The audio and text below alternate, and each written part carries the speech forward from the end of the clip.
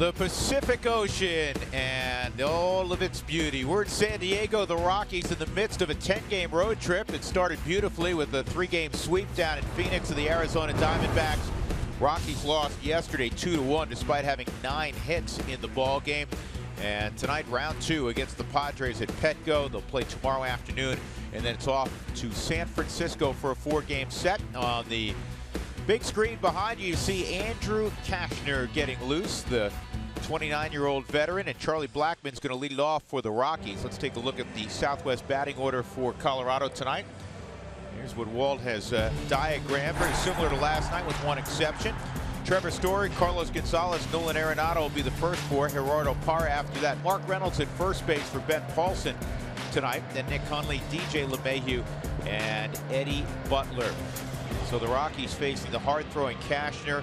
And with his fastball, he typically averages right about 95, one of the harder throwers in the game.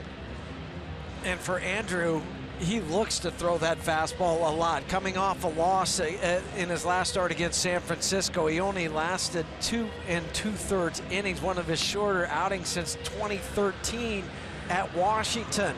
You see the arsenal, 93.9%, or miles per hour, 75% on the fastball. And that's right at the top of the list in the National League as far as how many times a guy's going to throw a fastball for Cashner. So it's a little bit different than what you saw with James Shields last night, where Shields was more, sinker, changeup. Cashner says, here's my fastball, you try to hit it. He will mix in a curve and a slider and a changeup occasionally, but hunt the fastball tonight. Well, he's got a good changeup also. As you see, he only uses it about 9% of the time. However, you wonder if, based on the success that James Shields had last night, if he looks to throw it a bit more tonight. Well, he throws the 3rd most fastballs in the game right now. Bartolo Colon's #1 and Kyle Hendricks of the Cubs #2. The Rockies limited to 1 run, driven in by Nick Hundley last night. A frustrating loss for the Rockies because they had plenty of traffic. They just didn't do the little things that would help give them an opportunity to put up a couple more points last night. So here we go, Cashner to Charlie Blackmon, and Charlie takes ball 1. Blackmon yesterday 0 for 4, 3 groundouts and a strikeout. And that's a called strike. 60 degrees our game time temperature. Very simple approach for Cashner on the hill. He stands sideways and he just brings that leg up and rocks back and goes. Misses away, and it's 2 balls and a strike. I always found guys that did this were pretty easy to get your timing at the plate, because you knew once he started to go back, then you could go back at the same time as a hitter. And Charlie ropes his deep right field. Got a chance to get out. It will. Blackmon with his first home run of the year. And what a wonderful start for the Rockies on a Tuesday night in San Diego. Charlie just missed hitting a home run last night. He hooked it foul down the right field line, and that was in the 1st inning. Tonight, yep, there was no hooking. He just hooked it over the fence. That's what he did. Goes down and just hammers the fastball from Cashner over the wall. Only the 3rd home run that Cashner's allowed this year. And the first one to a left-handed batter. 13th leadoff home run in Blackmon's career. And it's #1 in Rockies history. And a fastball at 94, strike 1 on Trevor Story. Blackmon 5 ahead of his first base coach in leadoff home runs. And this ball is rifled to left. So Story with a base hit, and that'll bring up Cargo. San Diego defensively is aligned in the following manner. Melvin Upton Jr. came off the bench last night. He's in left field. John Jay in center. Matt Kemp naturally is in right. Brett Wallace, not a natural 3rd baseman. See if the Rockies can take advantage of that at some point. Ramirez and Weeks up the middle. Will Myers is at first. And Derek Norris again has the gear on.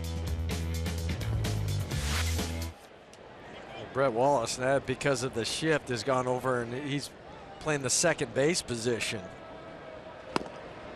Cargo went, and it's 0-1. Cargo 7 for 18 on this road trip. He's hitting .383 out on the road so far this year. He was 1 for 4 last night, scored the Rockies' only run.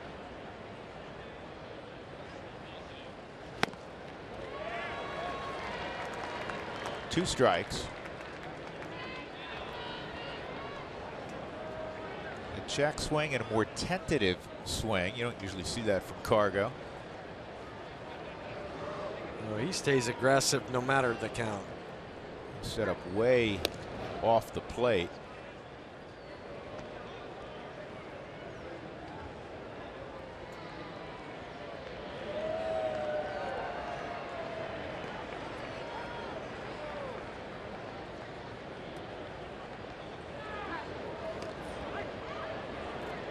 Story has 1 stolen base thus far.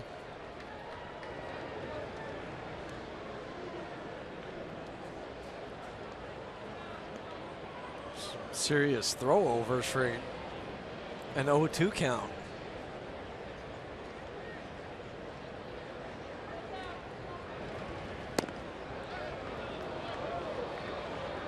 One and two.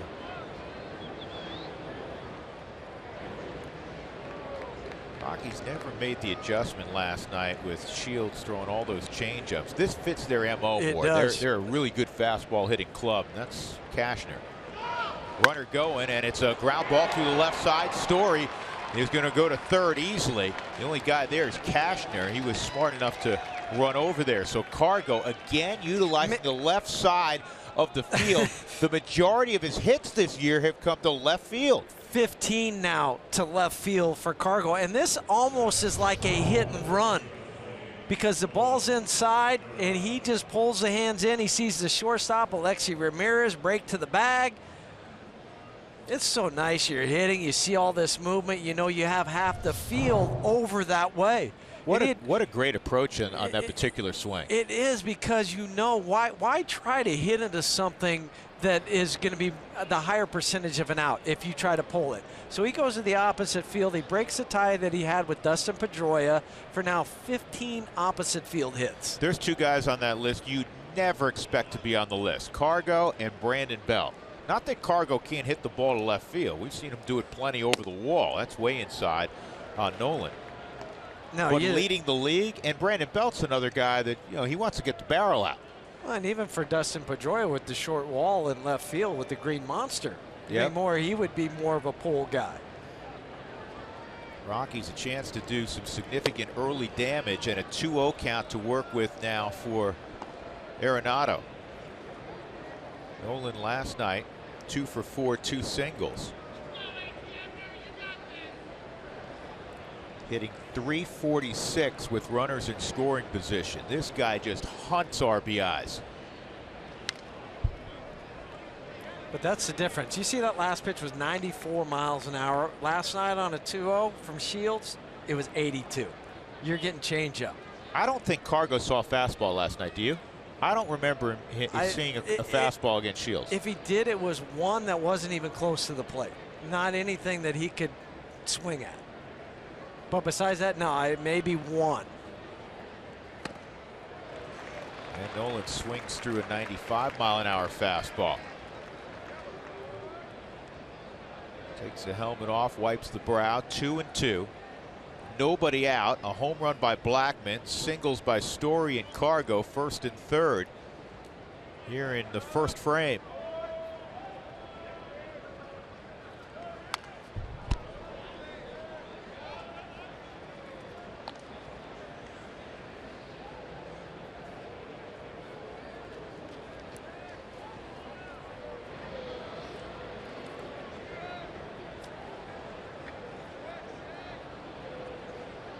Jeff mentioned in his last outing at AT&T, he lasted just 2 2/3. Shortest outing in 3 years for Cashner. Took him 89 pitches to get through those 2 2/3. He will throw a lot of pitches. Yeah, well, and he can. He's a big, strong dude.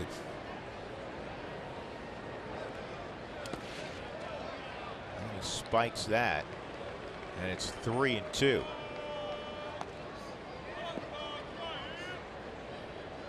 In BP today, it looks like the ball's carrying a little better than it did last night. I thought so, but sometimes that happens even early in the game, where up until about the 3rd inning. And the marine layer. And then the marine layer hits, and then it throws a blanket over the field. See if Cargo's moving here, 3-2. You would think he would be.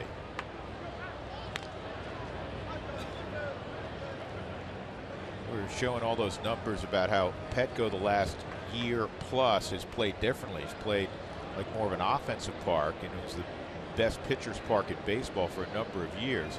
And then last night was kind of an old-fashioned Petco game, 2-1. Go figure. Cargo takes off outside, ball 4, and now they're loaded up for Gerardo Parra.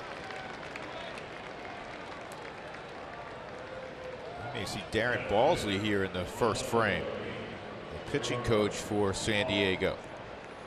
Andy Green must have heard you, because he signaled to Balsley to go out there and talk to him. But this isn't unusual for Cashner to throw a lot of pitches. 17 right now. He came in throwing the 4th most pitches in an inning, almost 20 per inning. And De La Rosa was first on the list, or is first on the list, with 21 pitches per inning. You know, make no mistake, the last week we've seen some kick in the gut losses. The one of the Dodgers that the Rockies suffered when they were up 3 after the great comeback in the 9th. The one that they were down 7-0, tied up Pittsburgh 8-8, only to lose in 12 innings. Last night, maybe not in the same class, but not far away, because the Rockies really felt like that was their game. You out-hit them, but you didn't out-execute them. And so you can't wait. You remember, Hugh, you just can't wait to get back to the yard. Chomping at the bit right now. Here's Gerardo, and he takes a strike.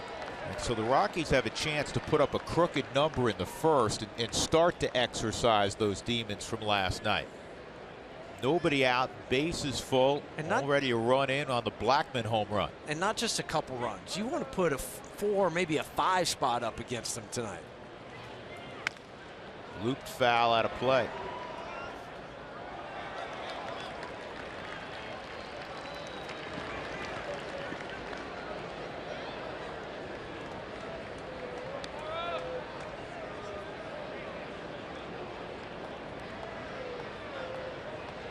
Mark Reynolds on deck.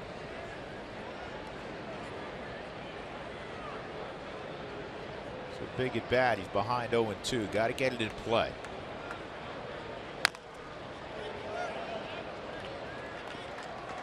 Good pick up, Ely.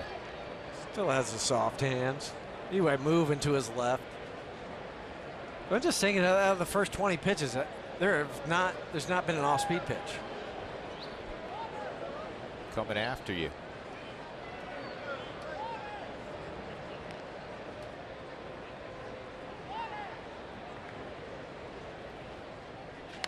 There it is. First one of the night.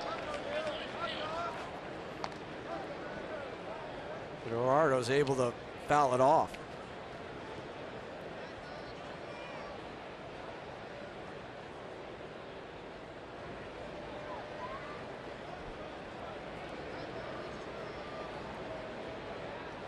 Chicago Cub Andrew Cashner.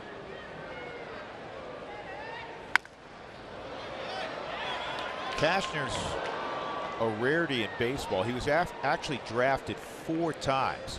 He was drafted out of high school. Then he went to a junior college. He was drafted after his freshman year in junior college by the Colorado Rockies. Then he was drafted again by the Cubs after his sophomore year, went to TCU, drafted in the first round by the Cubs and signed, and a strikeout of Parra, and that's big. So Parra goes down, and it'll be left with 1 out to Mark Reynolds. But then for Cashner, ended up being drafted first round, 19th overall. When he comes back with the overhand curveball.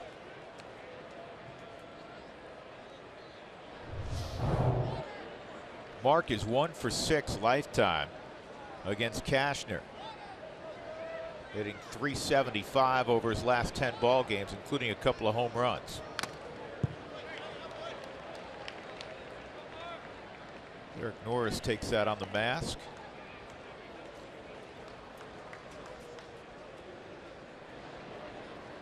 Part of the reason Reynolds is in there is the high batting average against for right-handers against Cashner.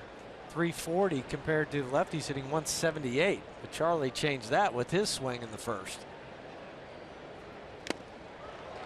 Yeah, now Cashner's ahead of Reynolds 0-2.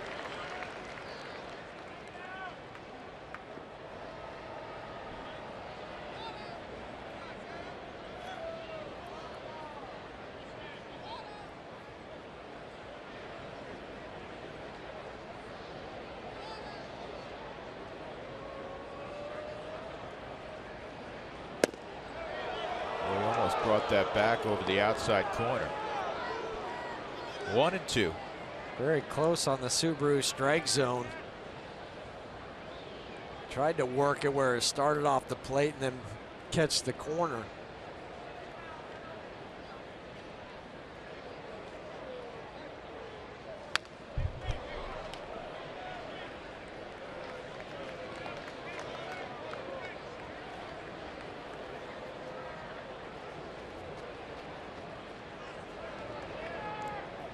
Reynolds' last start was on Saturday, 1 for 3 in Milwaukee, had a double against Arizona.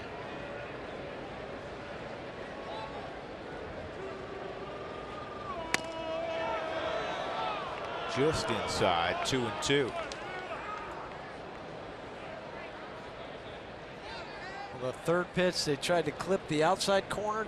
The fifth one, they tried to come inside. That's when the hitters, you'll start to react to it and start to swing, but Mark never did. Wow. Good eye. That's off the plate. It is. See on the Subaru strike zone. But it looks so good because of where the catcher had set up, but he'd set up off the plate. Give Pat Hoberg credit. Stayed with that pitch. Home plate umpire. 3-2. Bases full of Rockies. In the air, right field, and it's going to land in the crowd foul.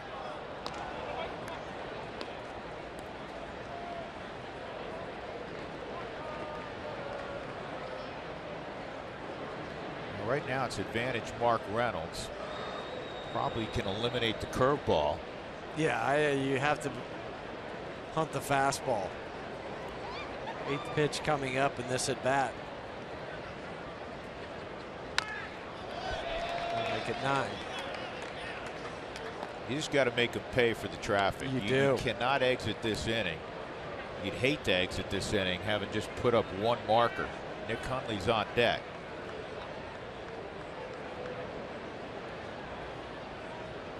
Story singled, he's at third. Cargo singled, he's at second. A walk to Arenado, he is at first. Another 3-2. And this ball is lined to deep right field. Kemp will make the catch. Story's going to come home easily. Cargo will go second to third. Good at bat for Mark Reynolds. And the Rockies get a second run across. And it's 2-0. Just a professional at bat for Mark. Fouling tough pitches off, taking other pitches. And then he just took what the pitcher gave him. I mean, the ball was away. Don't try to pull it for a home run, and he didn't. He just got it in the air, allowing Trevor to just trot home. So that'll allow Hundley to go to work against his former club. And he's beating him up. We've told you that. He did last year, hit well over 400. Yesterday he was 2 for 3, an RBI double on 3 times because he also walked. Catching a guy he used to catch, or hitting against a guy, I should say, he used to catch. Takes a breaking ball for a strike. He's 2 for 3 lifetime against Cashner.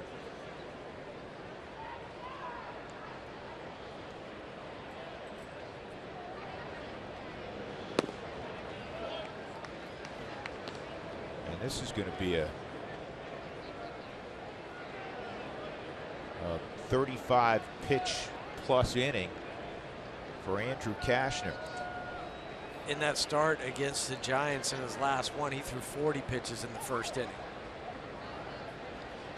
Nick pulls it deep in the hole, and a good pickup by Alexei Ramirez. So the Rockies get 2 in the frame. Could have been worse. It all started with a bang as Charlie Blackmon hit his first big fly of the year. Rockies 2, and the Padres coming to bat in San Diego.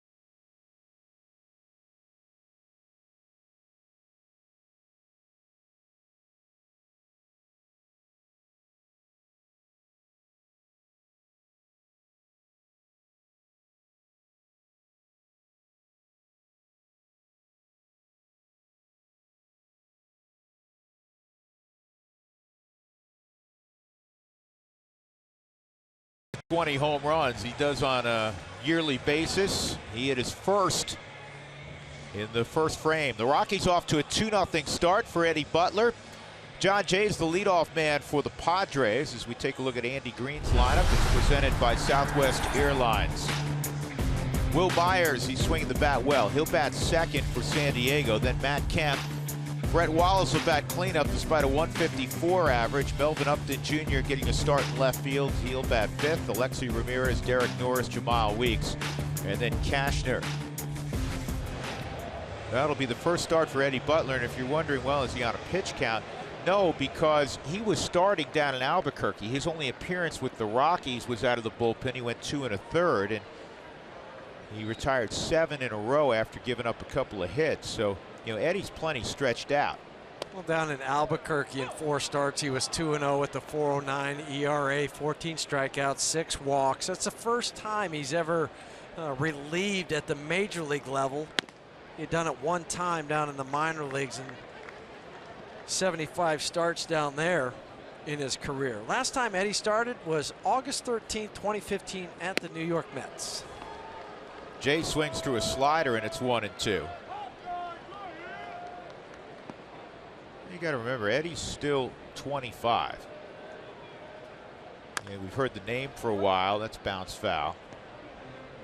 I keep saying this. It typically takes starting pitchers a while to figure it out.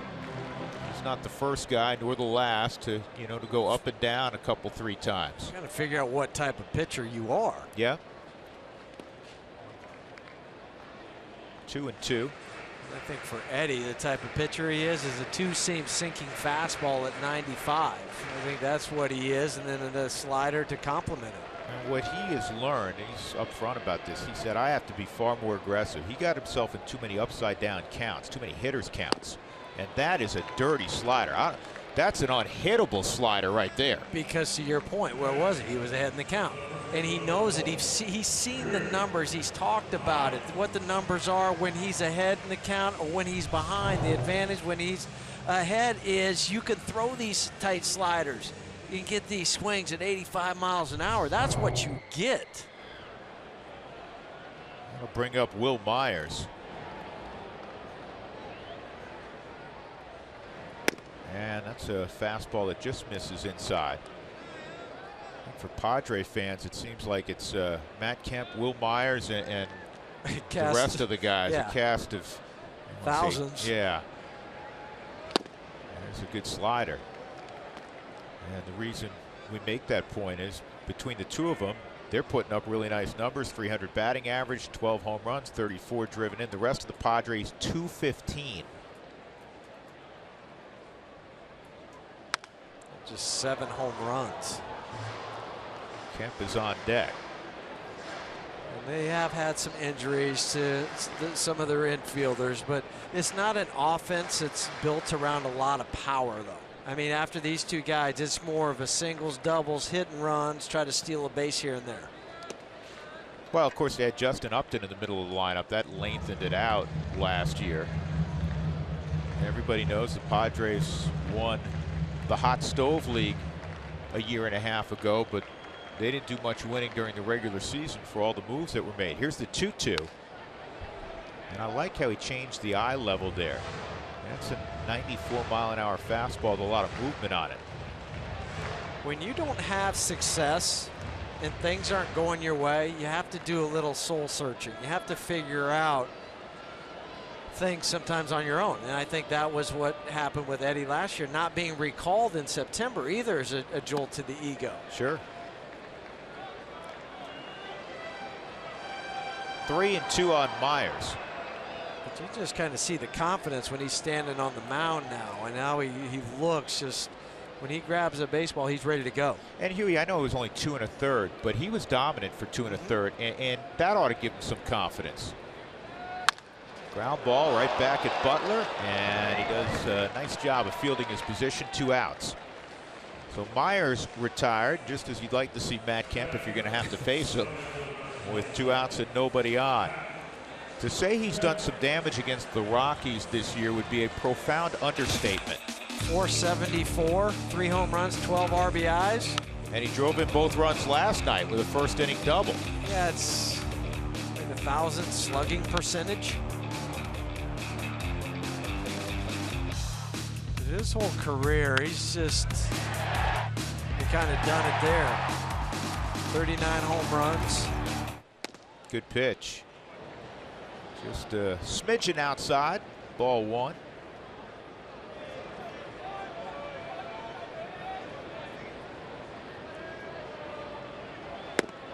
And that pitch at 94 is in there.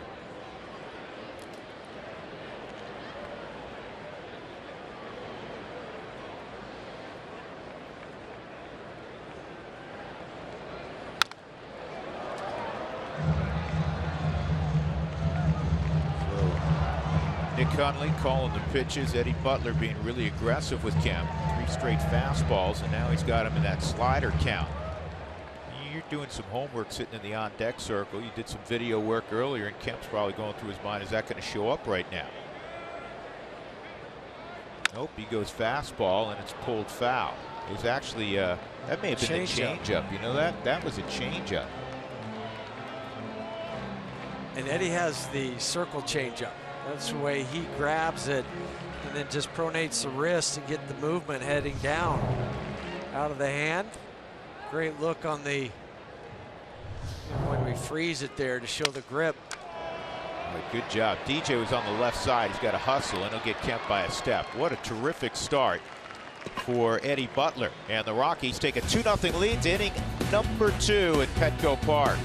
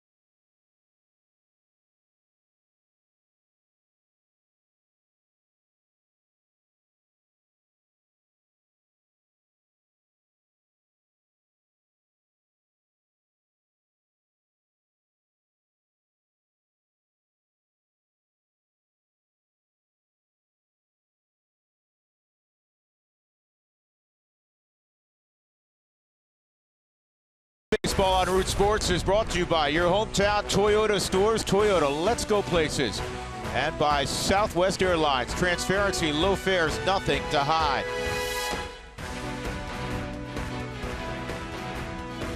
Rockies got 2 in the first inning, as Andrew Cashner had to throw 36 pitches, and that pitch is in there for a strike on DJ LeMahieu. 8-9-1 for the Rockies here in the second. He actually threw 37 pitches in that first inning.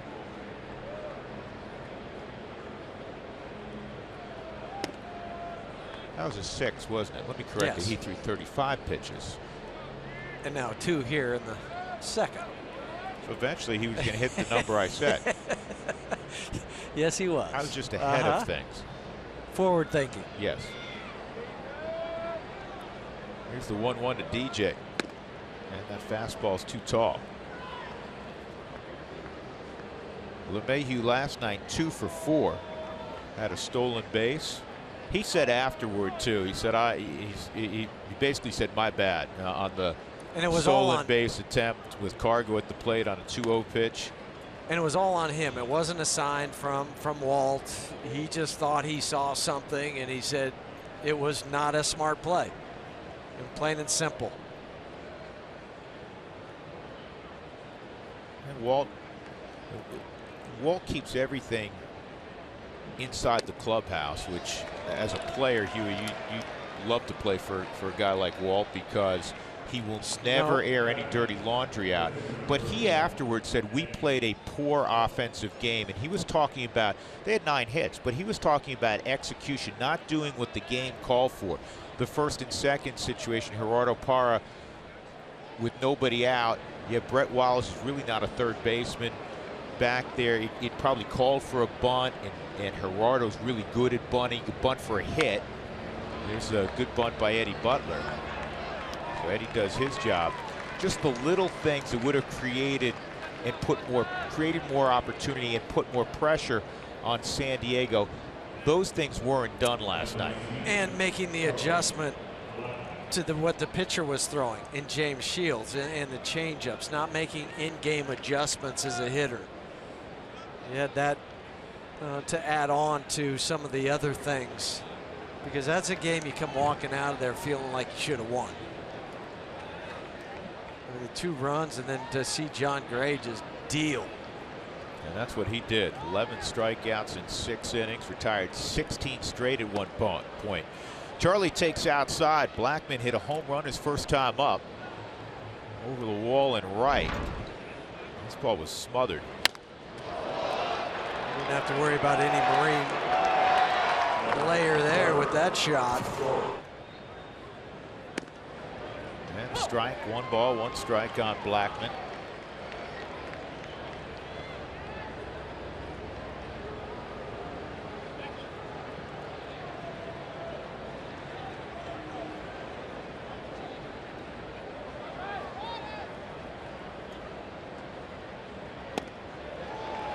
Off speed, and it's 1-2.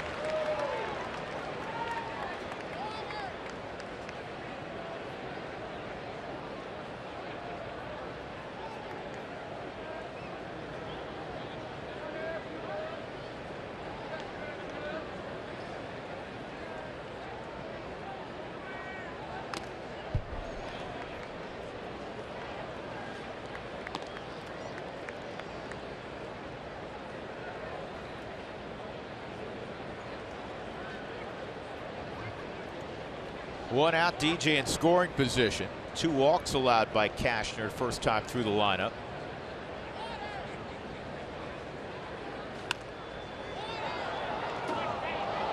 Just missed that hanging curveball.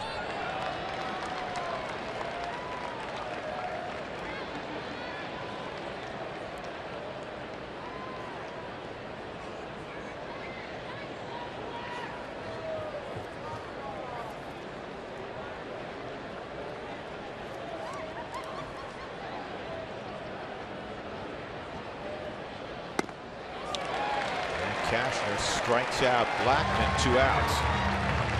2 strikeouts now for Andrew Cashner. That'll bring up Trevor Story, who had a sharp single to left in the first inning. Tonight on Toyota Talk Takeover in honor of Mother's Day on Sunday, Nolan Arenado's mom, Millie Arenado, will be taking control of her Twitter account. Make sure to tweet your questions tonight for Millie to @RootSports_RM.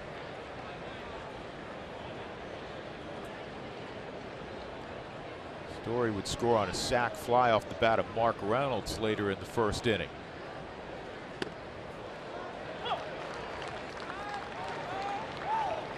Escher says, wait a second, my fastball got rocked that first inning. I'm going to have to throw a few more off-speed pitches. Threw a changeup and a curveball to Charlie. Now first pitch curveball to Trevor. 0-1. Gets another breaking ball. It's 1-1.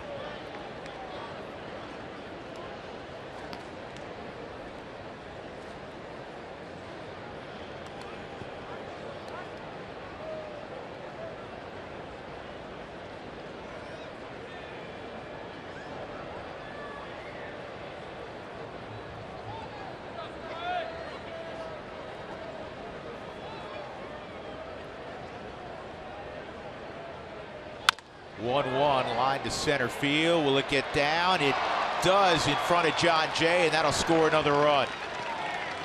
Despite the effort of Jay, it drops, and the Rockies have a 3-0 lead for Trevor Story, RBI number 21. You gotta love it, a 2-out RBI at that, and now the Rockies are 1 for 4 tonight, hitting with runners in scoring position. 2 for 11 in the series. That was big, Huey. It was, because you have a chance to tack on another run. And Trevor pulled the ball first time up. This time he takes it the other way. Sliding John Jay can't grab it. It's fortunate for him and the Padres that that ball ended up in his glove, because that could have shot by him and gone all the way to the wall. And Cargo got an off-speed pitch. Cargo had a good at bat his first time up. He was behind 1-2. Quite frankly, didn't look good on his first 2 swings. First swing was his check swing. His second swing was kind of a tentative swing, and then he pulled his hands in. And the third one was just a make contact swing. Yeah. You know, the runner's running. It's not the big loopy swing. He was just saying, that guy's going, I've got the whole left side of the infield to try to hit the baseball through, and he did.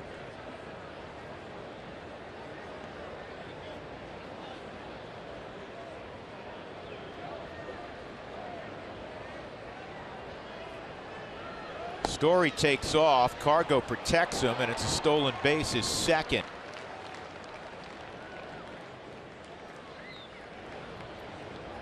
And that is a good time to run. Yes, it is. And he got the jump that he wanted to, and it was the pitch that's tough for Derek Norris to throw, and he tried to throw from his knees like he did last night. Just not much on the throw. Trevor slides by and then grabs it with his left hand. 1-2. Cargo's in one of those periods. I look at this as a good thing. Cargo's getting hits. He hasn't driven in a run in more than a week, and we haven't seen him hit a home run in a while, and drive one off the wall, that kind of thing. But as opposed to it being an empty type of period, he's getting hits all the time. The big flies are coming. Well, the other thing too is he's scoring runs because he's still getting on base, and then the other guys behind him, the Nolans, Gerardo, whether it's Mark Reynolds or Ben Paul, those guys are driving him in there.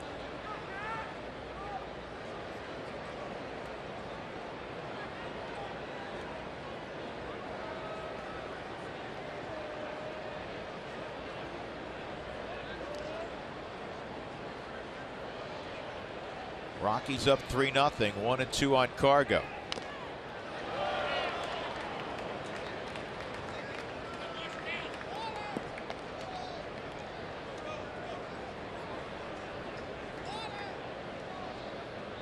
Cargo, before his last at bat, was hitting .383 out on the road. He's also tied for third in the National League in hits.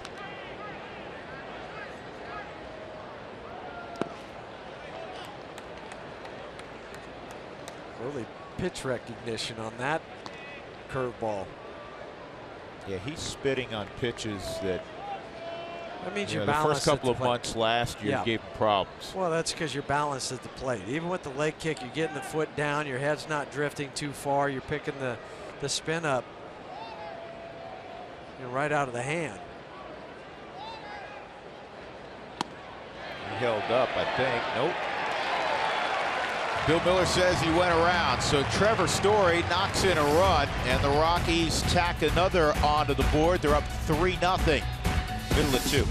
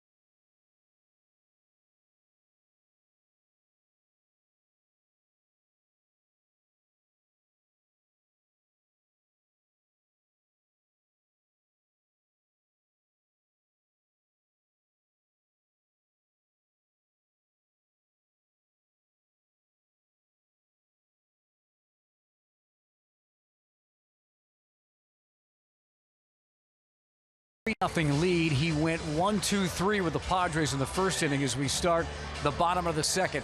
In his most recent outing, he came into relief, and he pitched pretty well against the Pirates. I asked him what he did well in relief last week. Attacking the guys, getting ahead of them. That's a big thing. You look at the numbers of ahead and behind. They're ridiculous how big of a spread it is. So that was the big thing there. I was just coming in, attacking guys, and looking to get early contact.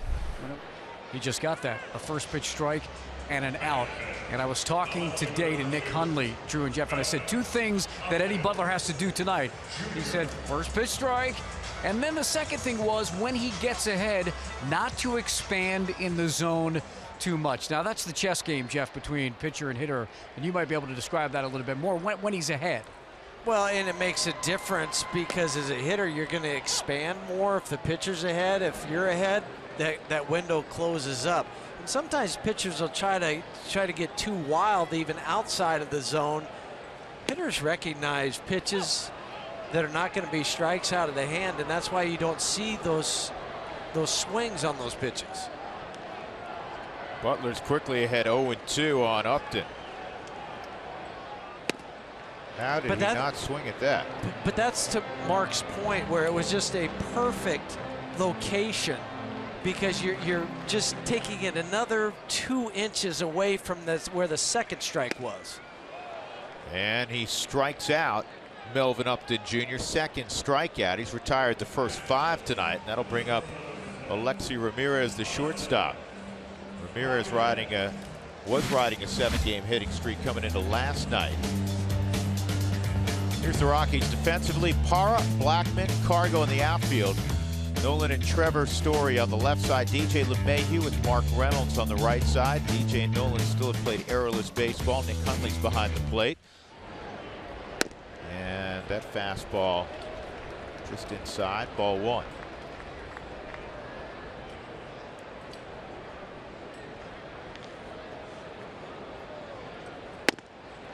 One and one. Rockies have had great starting pitching on this road trip, and it's been a consistent theme so far this year. 8-5 out on the road, even given a tough loss yesterday. That's the 4th best road ERA among starting pitchers in the National League. And look again at this graphic.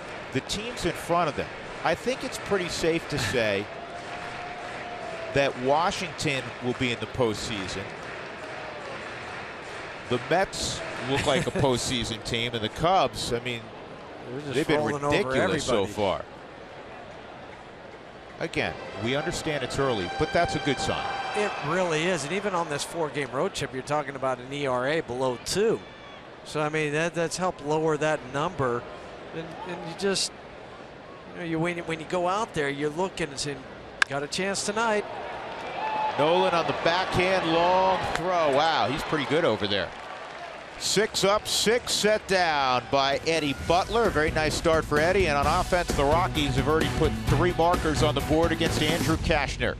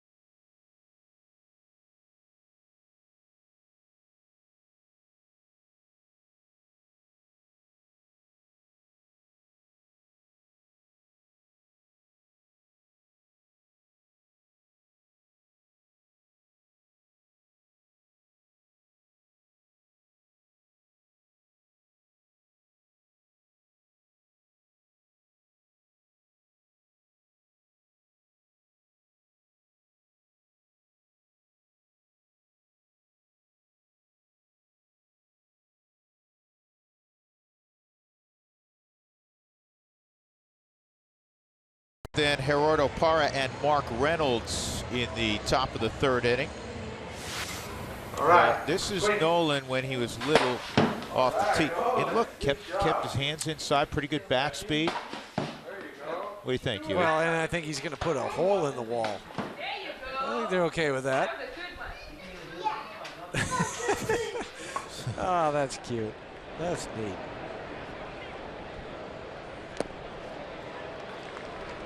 Well, he's not that far removed from swinging the bat in the basement. Well, first question of Millie Arenado tonight, as Millie's handling the Twitter account. Nolan's mom. Do you prefer watching Nolan in the field or at the plate? And this ball deep in the hole and on through. Another base hit for Nolan. He's been on twice. He walked his first time up. And the response from mom. In the field for sure. Hitting so hard, I get nervous every single at bat. See, it doesn't change. Even when your son led the league in home runs with Bryce Harper, led everybody on the planet in RBIs. He's leading everybody this year. It's still gut-wrenching watching your kid play. And still her little boy. Yep.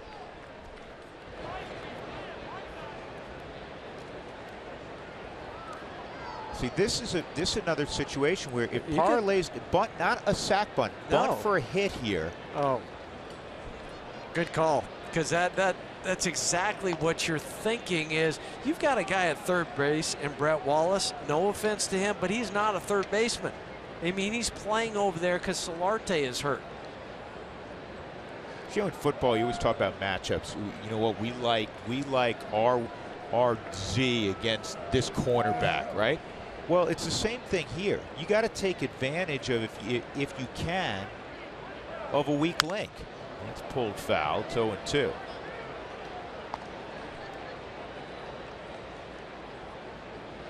always looking for a small advantage in the major leagues. No matter what it is, if it's a pitcher tipping his pitches, if you get the sign from the 3rd base coach, if he's giving away signs, maybe coverage. the middle infielders aren't covering their mouth with their glove, and you see who's covering. These are the best players in the world. There's a fine line, even from the elite teams to the teams that, you know, are going to lose, you know, 90, 95 plus games. There's still a fine line between winning and losing. It is, and that's why when you have the chance to beat a team or you can expose a weakness, you take that advantage, and it helps you win the game. And those are the games that you have to win, because you're going to have tough games anyway. You know, I mean, when you're going up against the Kershaws or the Bumgarners. I mean, those are going to be tough matches. Not that Andrew Cashner's a tough pitcher. James Shields, every pitcher, they're in the major leagues for a reason. Sure. 2-2. And this is sharply hit. That's a good pickup, and they're going to get Nolan at second. Alexi Ramirez takes a hit from Parra.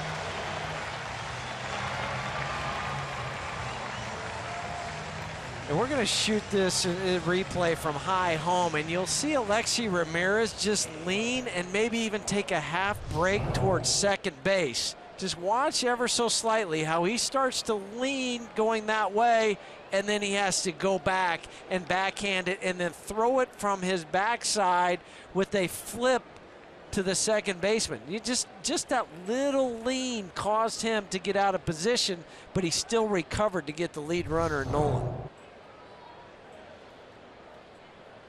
So Mark Reynolds at the plate. Good at bat for Mark. His first time up.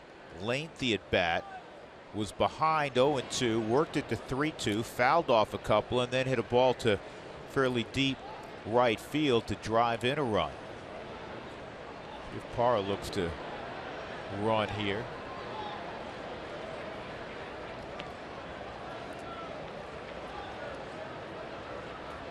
Andrew Cashner threw 57 pitches in the first 2 innings. Yikes.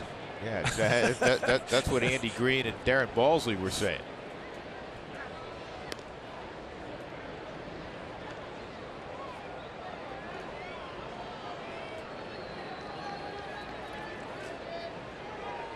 Three runs, 5 hits for the Rockies. Bunch of bagels on the scoreboard right now for the Padres.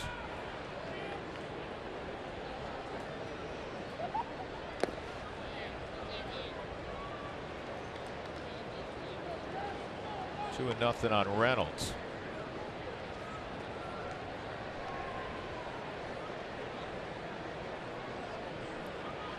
Rockies 5-18 their last 23 ball games in San Diego. And this was the place they used to come and have success, and not a lot of success, as we know, in San Francisco, LA, Arizona.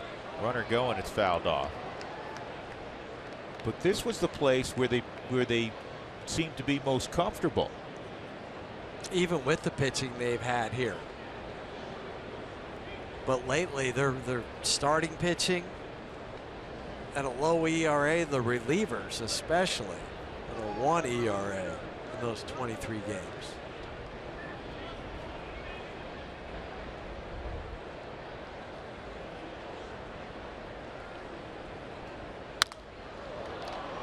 Fouled off down the right field line and into the seats. 2 balls, 2 strikes on Reynolds.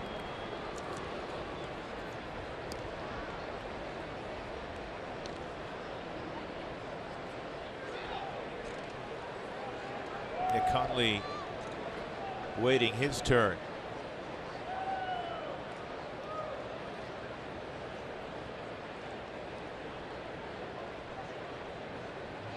Parra takes off, and the throw is not going to get him. Underneath the tag, Gerardo Parra. Despite the good pickup by Jamal Weeks. But because of the way he had to pick this ball, it was a short hop on the dirt, so he brought his glove up and then had to take it back down to apply the tag. Gerardo takes off, and the throw up and then back down again. And he has his left hand in the bag, but they will take a look at this. Yeah, did he? He's on, and then he took his glove off. In other words, Weeks took the glove off. You're taught these days, keep the glove on. I don't know if because of momentum he couldn't keep it on.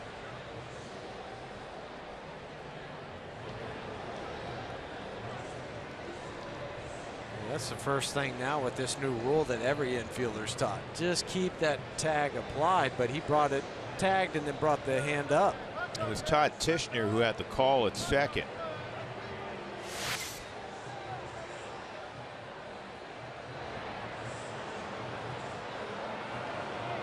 Hands on the bag. Hands on the bag. And but I think his hand is still on the bag. And now is he still touching the foot? You know what? They have a different replay. Yeah, they here. got a replay here in the ballpark. And I don't think this is going to go the Rockies' way based on what we just saw in the ballpark. No, because his hand comes off the bag, and then the tag is still applied to the foot. So he's safe there, but safe. right now, yeah, that's the one. And that's the one they're going to see. Yeah.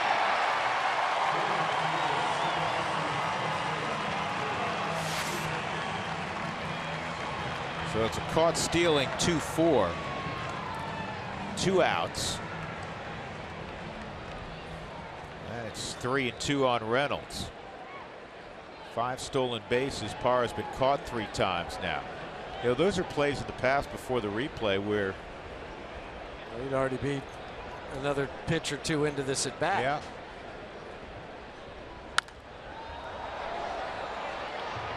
Foul ground. Will Myers not going to have a play. Some don't like that because they feel like the original intent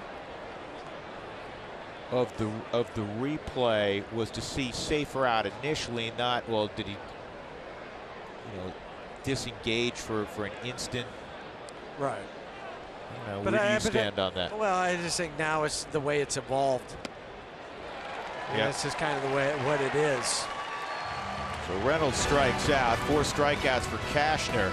We'll go to the bottom of the 3rd. The Rockies leading the Padres 3-0.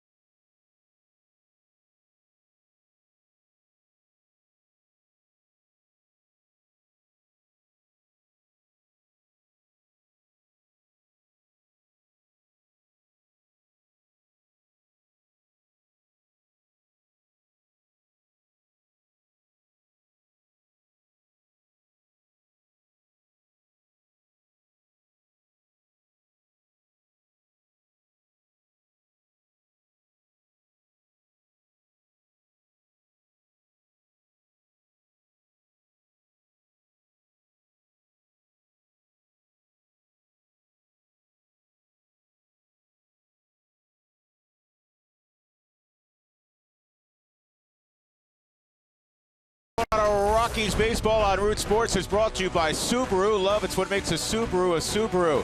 By American Family Insurance. Insure carefully, dream fearlessly. And by the Lodge Casino, pitching up a perfect game for cash every Friday and Saturday. Lodge Casino, your best and first choice for fun. Petco Park in San Diego. The Gaslamp District. The Rockies have a 3-0 advantage on this Tuesday night. Derek Norris against Eddie Butler. Fastballs high, ball 1. Norris in a horrific slump. 3 for his last 34 at the plate.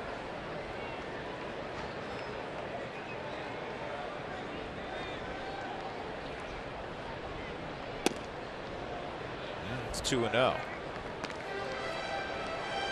Norris came into last night's game hitting .113 against right-handed pitching. He went 0 for 3, so he's now 6 for 56 against righties. It's about to be 6 for 57. Reynolds in foul ground, 1 out. That'll bring up Jamal Weeks. Here's another question for Millie Arenado. Happy Mother's Day. When did you first realize Nolan might have the stuff to make it to the big leagues? And Millie's response to Julie: it is something that never entered my mind until high school. Too big of a dream to even allow myself to entertain before that. And you have to be pretty darn special in high school to think, well, you know what? He might be able to play. But Nolan was that guy in high school. He was going to go to Arizona State if he went to college, but went in the first couple of rounds of the major league draft. And now he's one of the top players in the game. Yeah, he's on a really short list for me that does not extend a full handful of totally agree players. Totally agree. I mean, you're talking about the Harpers, the Trouts, Aaron and him. Exactly. That's it. That's my group right now. Right there. That's why it doesn't extend to your pinky. 1 and 2. And you ask people in the game. We were talking to some Padres before the game, and you know, just like we do, they refer to him as a freak. I was talking to Travis Jankowski in particular, and he said, "Yep, that guy's a freak over there." 1-2, and this is in the air to shallow center. 2 outs. Jenny Kavnar has asked Billy a question. What did you feed Nolan as a kid? Jenny, being a future mom, wants to know. He loved to eat, not picky at all. Black beans and rice. So I guess the question is, when he goes home in the wintertime, does he buy, or does mom still make him his dinners? So now you're asking Millie. I'm asking Millie that, yeah. Bet you Nolan's kind of a home buddy. I think so. Here's the 0-1 on Cashner. Backup slider's a strike, 0-2. I always like going home in the wintertime, and my mom would make my favorite meals. You bet.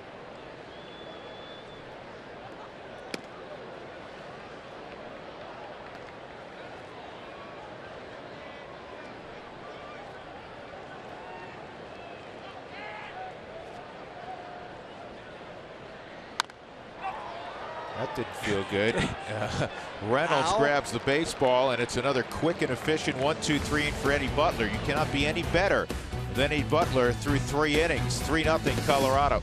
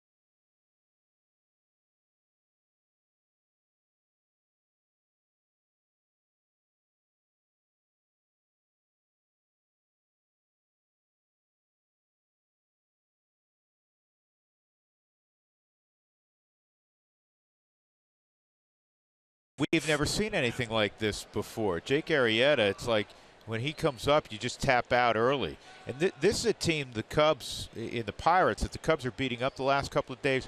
Rockies just saw them. Pirates are really good. They are, and the Cubs are going in there. You're thinking this kind of a rematch, what's going to happen? But the first 2 games, it's been all Cubs, and Jake Arrieta carrying over from the Cy Young performance of last year. And so far here, it's been all Rockies. Yeah. Offensively, 3 runs, and Eddie Butler has been outstanding, to say the least. 9 set down to begin the ball game. Right, 5 ground ball outs, 2 strikeouts, a couple easy flyouts for Eddie.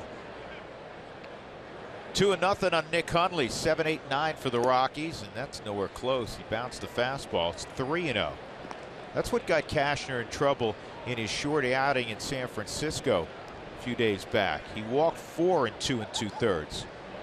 And look at this, 74 pitches compared to 39 for Eddie. Well, Cashner's averaging the 6th fewest innings per start in the major leagues. So this not like it's, oh, this is a one-time thing for him.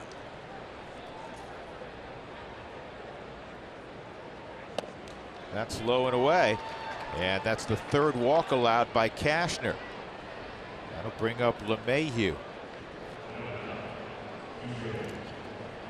If the Rockies score 7 or more runs in any game, make sure you go to participating Colorado Taco Bell locations the next day between 4 and 6 to get your Rockies taco special. Liv Moss at Taco Bell.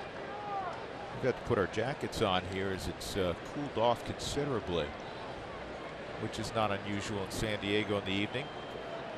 DJ, a great hit and run guy, and the Rockies will do that with Nick Hundley, who's an athletic catcher.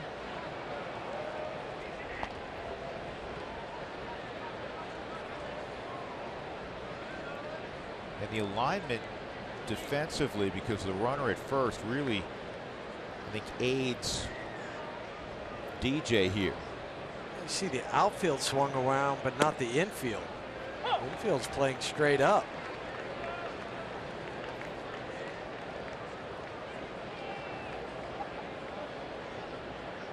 Jamal Weeks is in his double play depth, but if there's nobody on, he would be a good 5 or 6 steps to his left.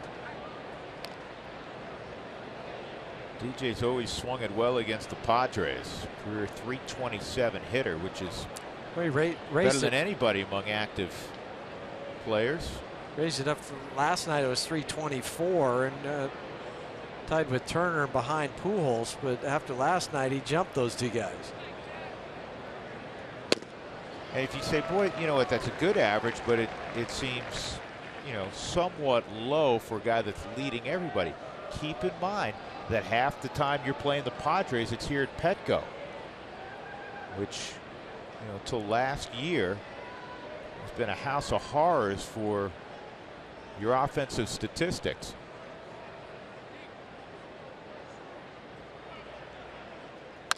Back up the middle, and this will be a double play. Ramirez able to get there. 6-3 on the turn. Fans ask about the Memorial Day weekend Super Suite special. It's available May 27th through May 30th in Super Suites 1 through 6. Call 303 Rockies for more information.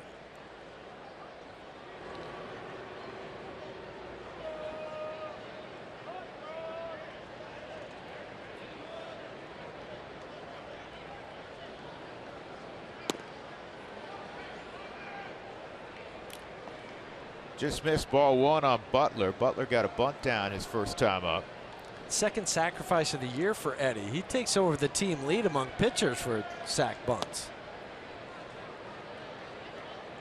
Product of Radford University. Co-pitcher of the year in that conference after his junior year. Supplemental first-round pick for the Rockies. 2-0 is a strike, 2-1. Eddie was drafted out of high school. I see a lot of guys who end up at more prominent Division I schools typically that are drafted out of high school late, don't sign. Maybe just felt comfortable there. It was a good fit for him. That's what you have to look at it for anybody. Well, it's like Cashner. We talked about him being drafted 3 times. They were in the middle rounds, in the teens. And then the 4th time, coming out of TCU, he was drafted in the 1st round, 19th overall. You're going to get a whole lot more money. 3-0 Colorado.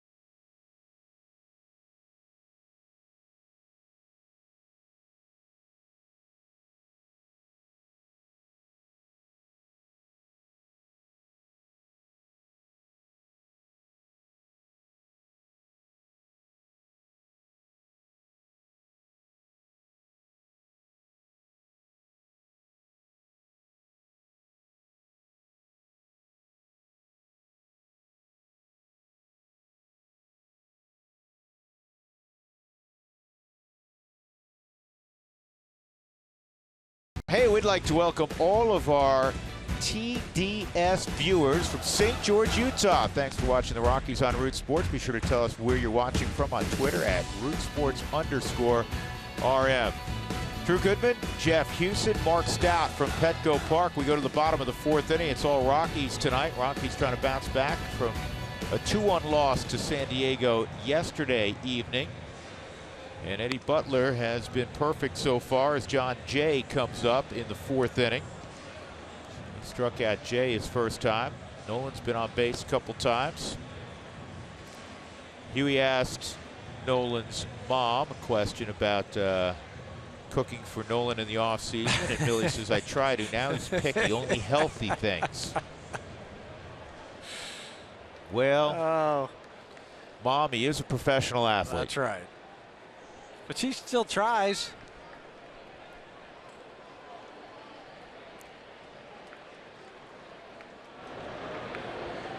Moms always want their youngsters well nourished.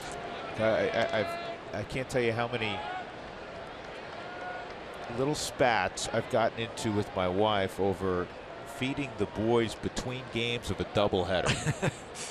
You're trying to feed them like a whole meal. They need to eat. And I'm like, no, they'll survive. Maybe not, something that heavy.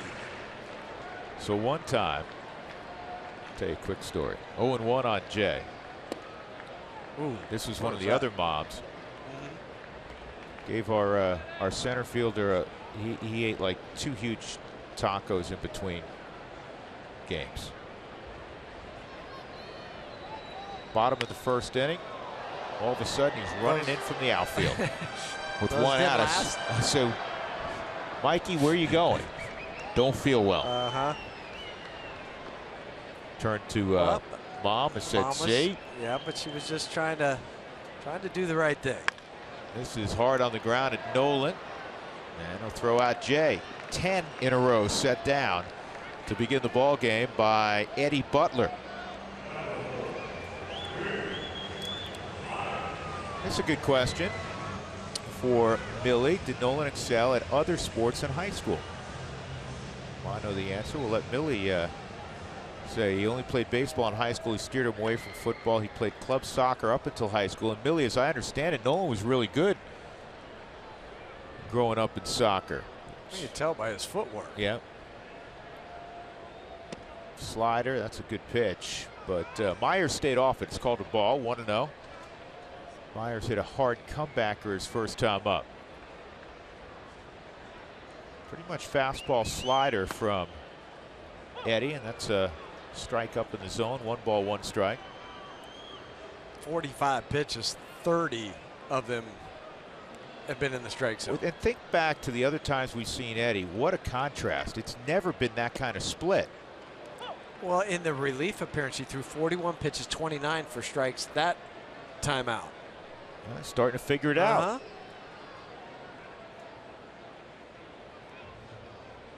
See ya. See ya.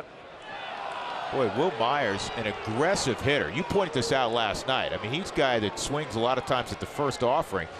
He leaves with his bat on the shoulder. Inside, outside, everything for Eddie. Well, it's time for our mini Let's Motor player profile. Matt Kemp, who's had a terrific career, comes up. Matt's favorite sport growing up in Oklahoma was actually basketball. He had some opportunities to go play college basketball. And his favorite players, Michael Jordan and Ray Allen. Listen, those two guys that you want to follow. This ball's crushed. Left center field and gone. Matt Kemp with his 8th home run of the year, and he is the first to reach against Eddie Butler with 2 outs in the 4th inning. Takes a low fastball and hits it out. He continues to tear apart Rockies pitching in 2016. 8 home runs for Kemp. 4 of them had come against Colorado on the Subaru Supermo. He just comes through and gets everything together and ends the perfect game, shutout, no-hitter, all with 1 swing of the at-bat. Brett Wallace foul tip, strike 1. Let's see how he responds to that.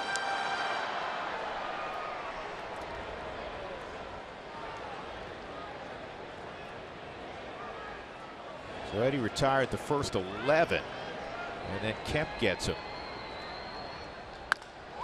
This ball's well hit left center field. This one's going to go out.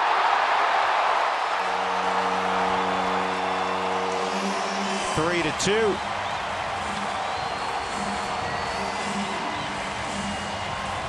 First home run of the year for Wallace. It takes some strength to take it oppo here in Petco Park. Yeah, you don't see many of those. Well, he kept it low, though. That was the difference. Some of those ones that get up high, they'll get knocked down, but he kept that one low enough to keep it under any sort of air. And a lot of strength and power in that swing. Got out by a ways.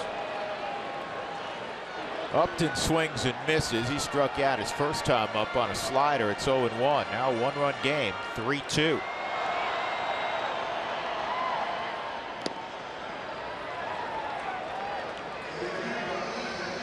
For Eddie, you're just saying, okay, back-to-back home runs. Still only 2 runs, and I have a 1-run lead.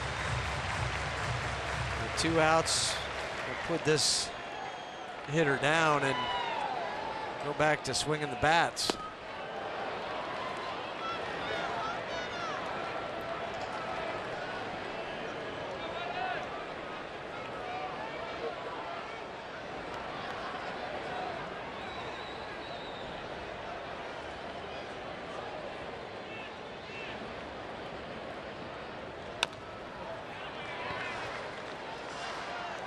Nice slider there. It remains 1-2.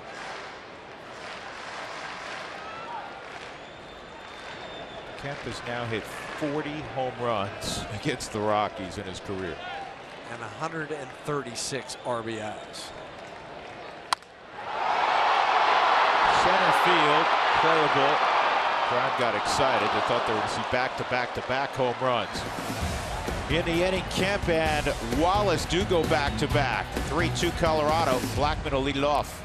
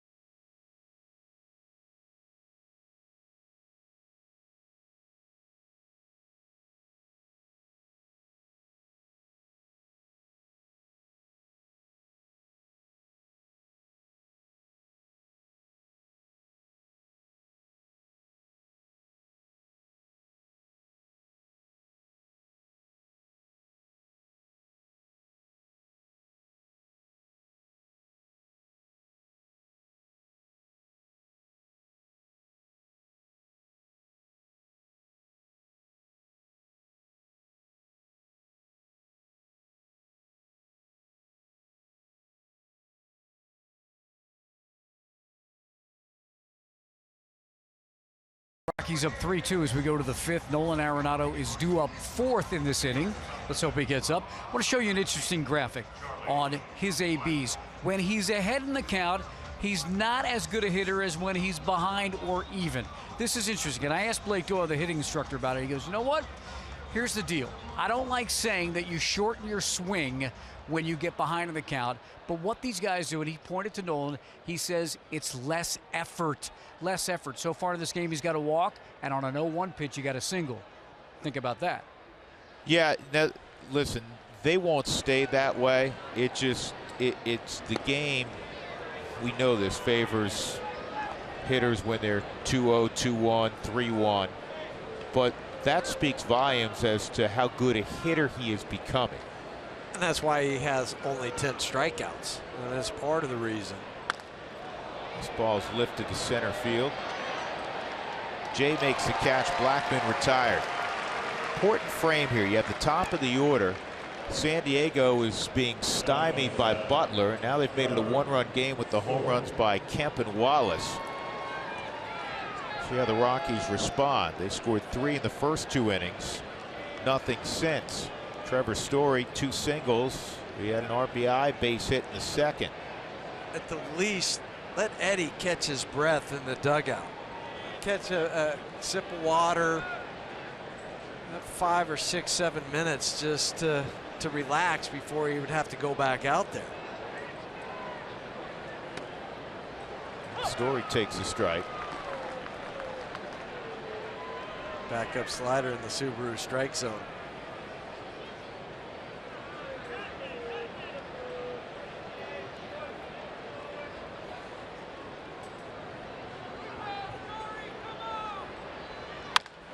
This ball is hit well right center field, way back. Kemp near the wall, reaches up and makes the catch.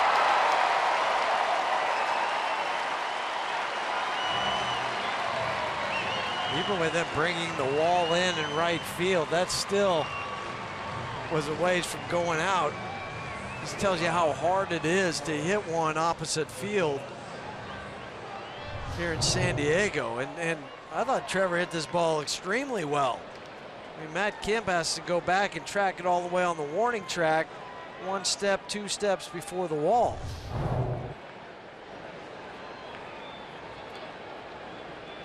Two outs for Carlos Gonzalez, a single and a strikeout tonight for Cargo.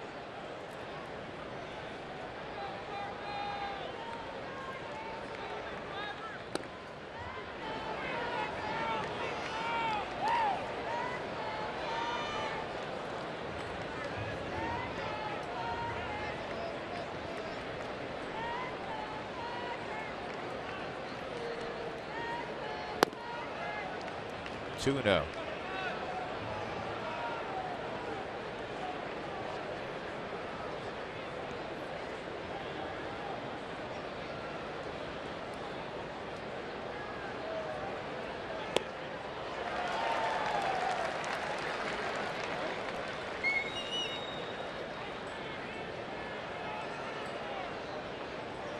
Cargo 5 for 20, matching up with Andrew Kashner.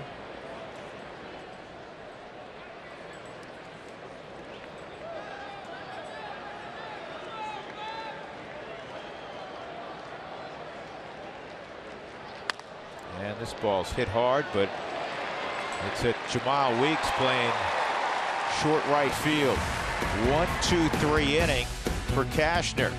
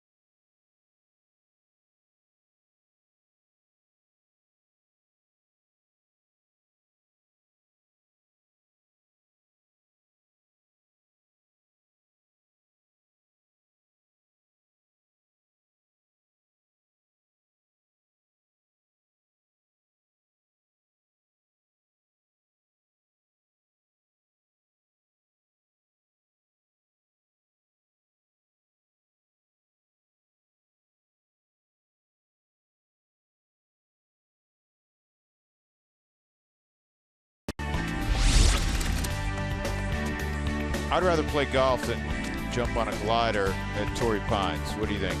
I'm with you. Let's go hit a little round ball around 18 holes instead of doing that. Would you ever hang glide? Nope. You? No. On the ground to third. And Ramirez is retired. One pitch, one out. That'll bring up Derek Norris. He fouled out to first back in the third inning. Eddie Butler's allowed 2 hits after retiring the first 11. Kemp hit a homer against him last inning, and then Brett Wallace went oppo against him. 3-2 Rockies leading. They've out hit the Padres 5-2, but haven't done much since the second inning. 2 in the first. Could have been much worse. If you're just joining us, the Rockies got a leadoff home run from Charlie Blackmon. Then the next 3 reached. They had the bases loaded, nobody out, but scored only 1 more time.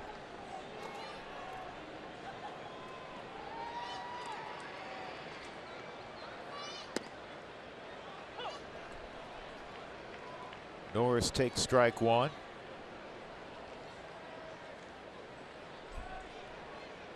Derek Norris out of Goddard, Kansas. And he hits it to right field. Cargo cruises in. 2 outs.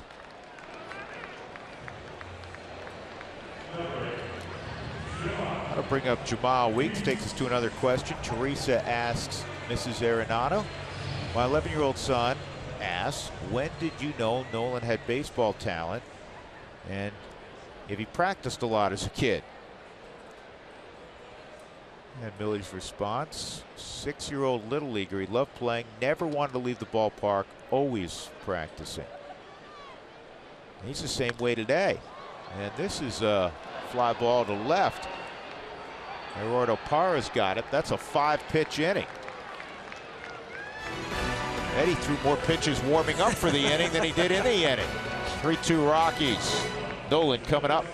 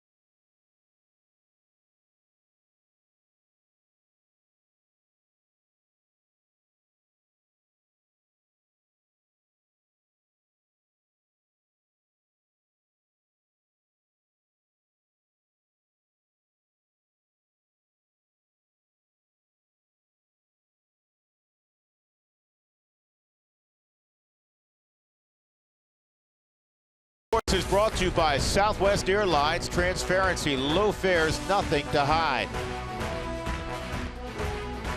We're at Petco Park in San Diego. The Rockies leading the Padres 3-2. Padres took 2 of 3 in Denver earlier this year. The Rockies lost last night 2-1. Nolan in the ball game, a walk and a single. It's up for the 3rd time here in the top of the 6th inning. Andrew Cashner's next pitch will be his 94th. Kevin Quackenbush is up in the Padres bullpen. The high pitch count so far this year for Cashner is 96. That came a couple starts ago at home against Arizona.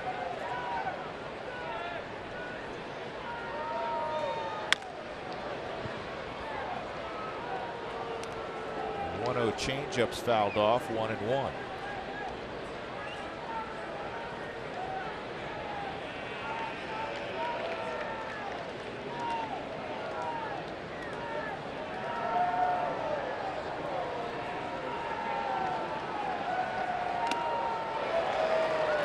1 ball, 2 strikes.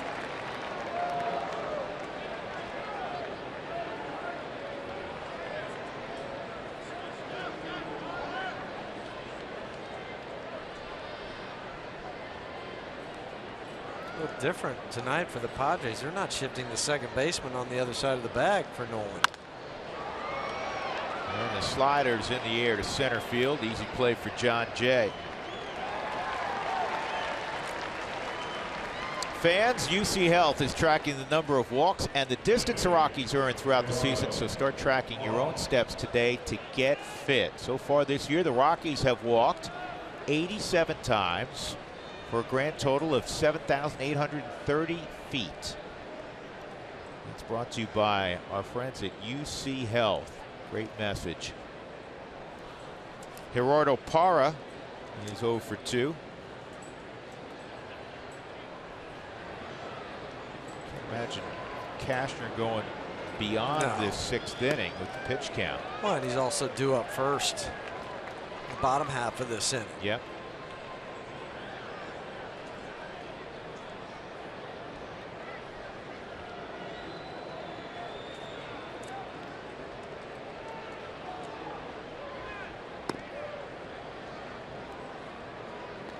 One and one on Parra.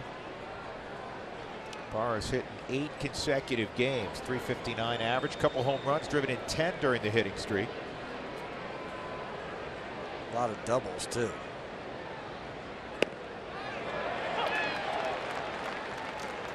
Ball and 2 strikes.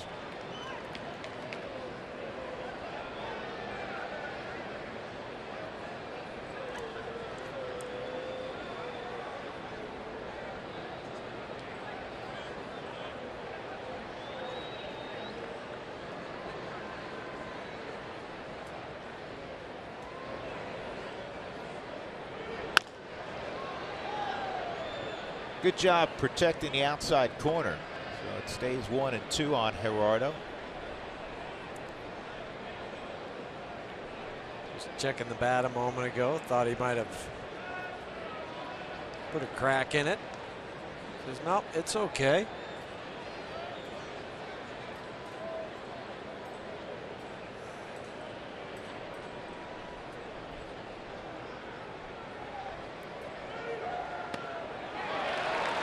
Cashner certainly settled in after the rough first couple of innings. The Rockies have done next to nothing against him since. 2 outs, nobody on in the 6th. Reynolds will come up. Fans, the first 10,000 through the gates on Sunday, May 15th, will receive a Colorado Rockies plastic ball and bat set, courtesy of MLB Play Ball Weekend. The Mets are in town for a 3-game set, starting that Friday night.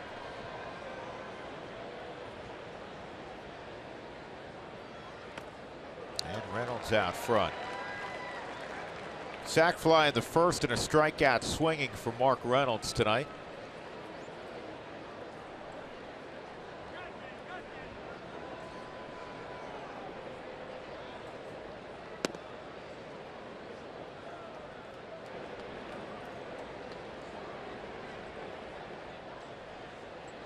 Cashner was with the Cubs. He came to San Diego, and the big name going back the other direction, Anthony Rizzo. Rizzo's career just took off when he went to Chicago. Well, he reunited with Theo Epstein because Rizzo came up with the Boston organization. Another one of those, it took a couple teams to figure out where he fit and where he fit. Chicago has been that place. He's really figured it out. Well, he changed his stance. He changed where he stands in the box. He stands on the plate. Yeah, almost literally on the plate. Yep. 3-1 on Reynolds. At the knees.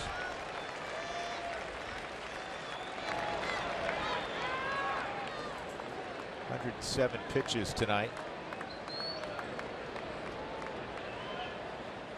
Eddie Butler's thrown 59 in 5 innings.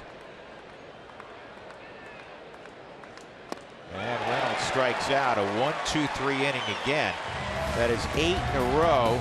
set down by Andrew Casher. We'll go to the bottom of the 6th. The Rockies up a run on the Padres.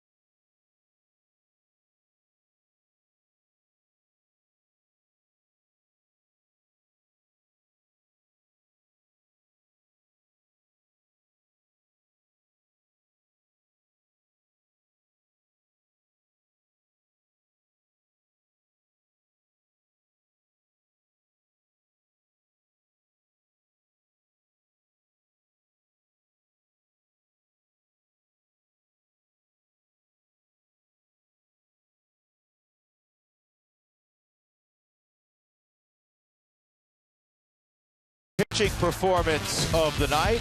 Eddie Butler, 5 innings. He's allowed 2 hits. They were both home runs. Kemp and Wallace, but he's been dominant. A lot of quick at-bats, pounded the strike zone. Eddie Butler has looked really good. Pinch hitter is Alex Dickerson, 9-1-2. Dickerson just called back to the big leagues. Was up briefly last year. Dickerson hitting .352 in AAA El Paso. 3 home runs, 13 driven in. He got the call up. 2 hits last year, 1 against Philadelphia, 1 against the Rockies. In 2015, last year in the PCL, he was the Rookie of the Year. And they needed another left-handed bat on their bench and part-time player, so that's why he was recalled.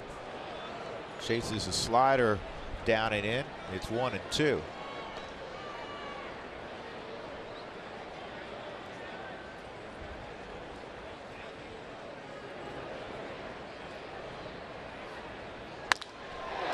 Rifled right at Trevor Story.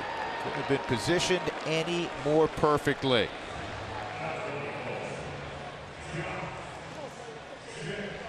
Well, the starting pitching for the Rockies on this trip has been outstanding. A combined 193 ERA. The opposition hitting just .224 against him. We began with Tyler Chatwood on Friday. He'll have the baseball tomorrow afternoon here at Petco. Chris Russin, spot start. He allowed just 1 hit. Chad Bettis doing his thing on Sunday, and then of course John Gray last night. John Jay, a strikeout and a ground ball to third, and he swings and misses. I just think Tyler set the tone for everybody on Friday night in Arizona. I think Chris Russin had the matchup with Zach Greinke. But it's no secret. You can stay in games when your starters are going at least 6 innings. I know Chris only went 5. That's only because he wasn't stretched out.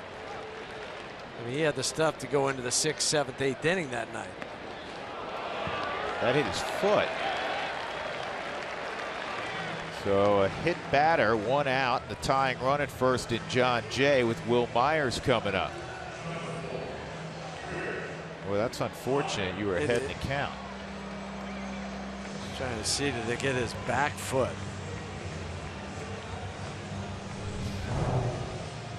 They had the front foot on the Subaru Supermo.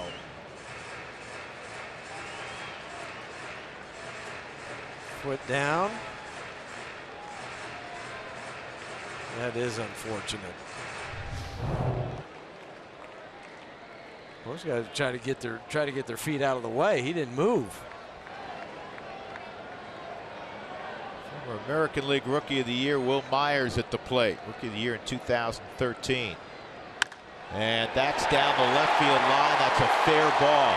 Jay can run, and Jay's going to get a green light, and Jay's going to score easily. And we're all tied at 3.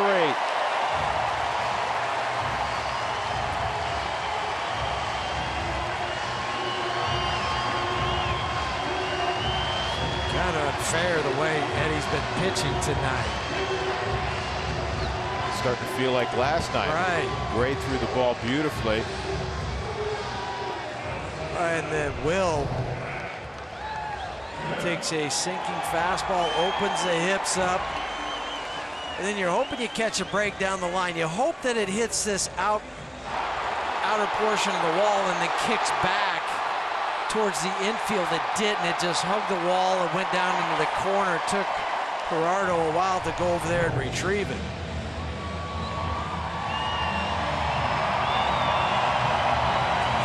The go-ahead run at second, and the most dangerous hitter in the Padre lineup, Matt Kemp, walking to the plate. He broke up the perfect game in the 4th with 2 outs with a home run to left.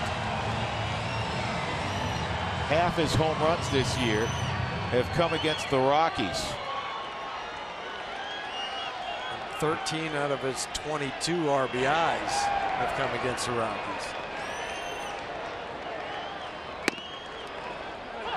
That home run back in the 4th inning. I think everybody in the ballpark knew it.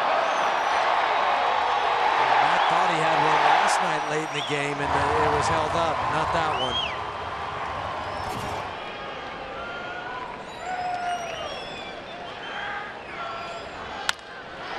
Fisted the short. And a good play by Trevor Story for the 2nd out of the inning. Myers crosses to 3rd. That'll bring up Brett Wallace, who homered his last at bat.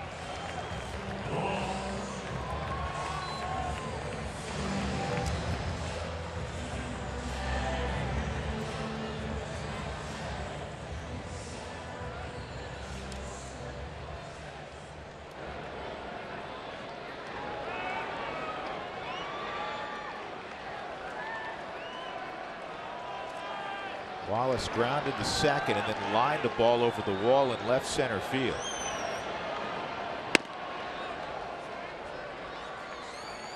I think Eddie will be cautious here.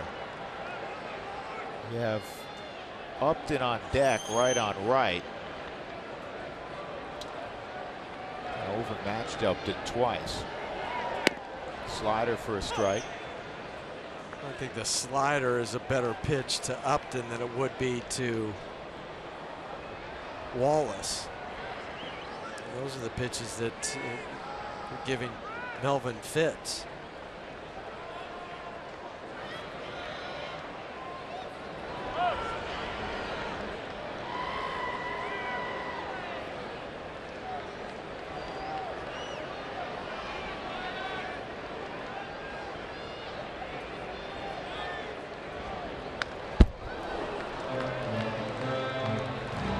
Ball at 94 is fouled back. It's 1-2.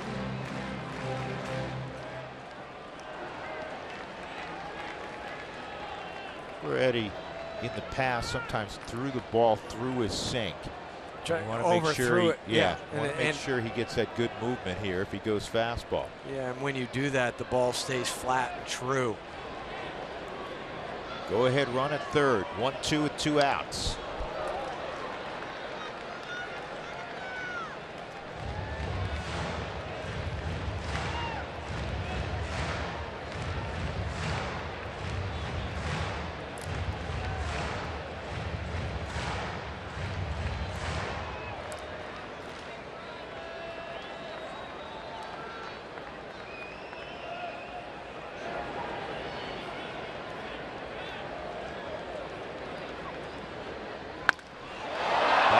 To deep left field. Parra in the corner. It is off the base of the wall. Brett Wallace has given the Padres a 4-3 lead.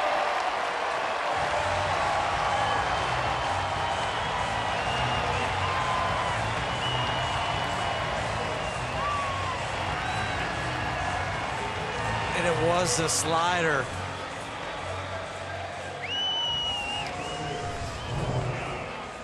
See it out of the hand, but didn't have the tight bite on it. How close did this come from going out? Wow. No more than a foot. Well, it wasn't the base of the wall. It was up higher on the wall.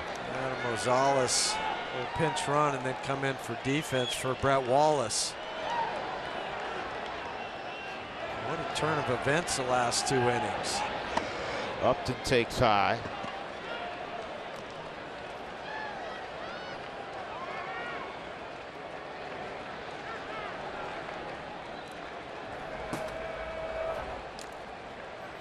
Darren Holmes watching Justin Miller throw in the bullpen. Rockies had a 3-0 lead. It's 4-3 San Diego now.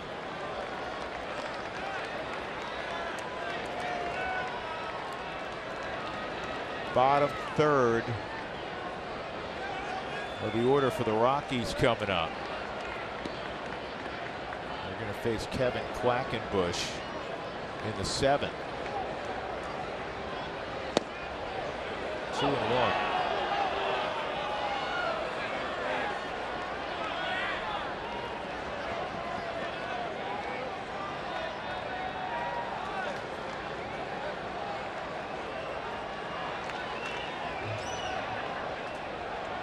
These last 2 nights, Petco's played more like it has in the past. Runs at a premium.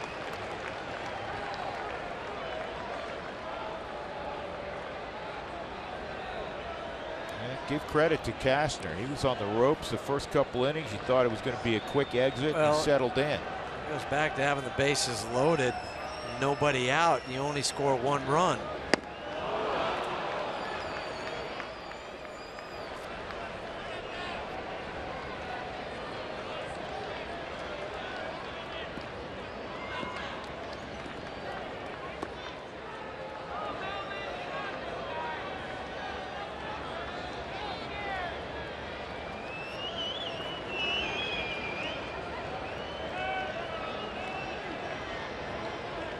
Three-two, and Upton walks. Bring up Ramirez. Fans, the 2016 Esurance MLB All-Star Game ballot is here. Head to Rockies.com/vote to choose your stars and send them to the All-Star Game on July 12th in San Diego. Well, that'll be the end of the line for Eddie Butler. He'll end up going 5 2/3, and a lot of really good tonight, and then the 6th inning bit him. With 1 out, he hits John Jay ahead in the count, the double by Myers. Got Kemp for the 2nd out, could not get Wallace. Wallace with a home run and a double against Eddie Butler tonight.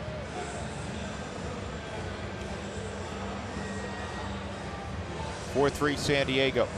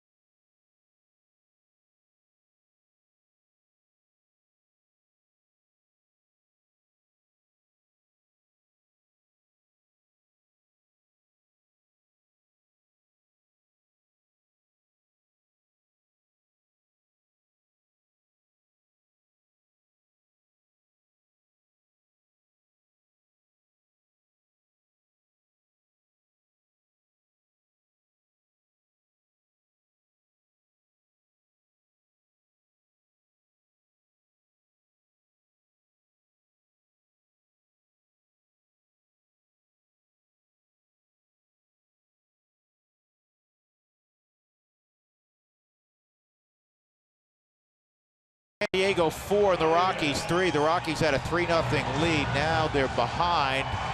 And there's runners at first and second, 2 outs. Alexi Ramirez will face Justin Miller. Miller trying to put down this inning. Came out of the Arizona series. Last time he pitched was Sunday, an inning and a third. Had a walk, 3 strikeouts over the weekend in Phoenix. Ben Paulson's come in a double switch.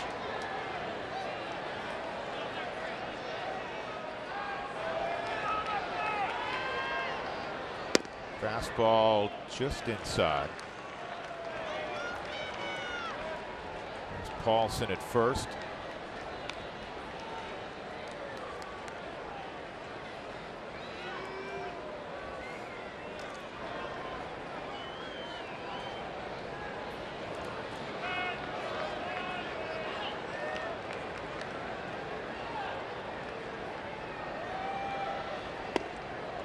Good pitch.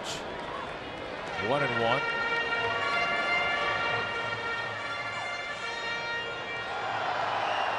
These two guys have faced off 3 other times. Justin's won all 3 of those. 0 for 3 for Alexi against Mr. Miller.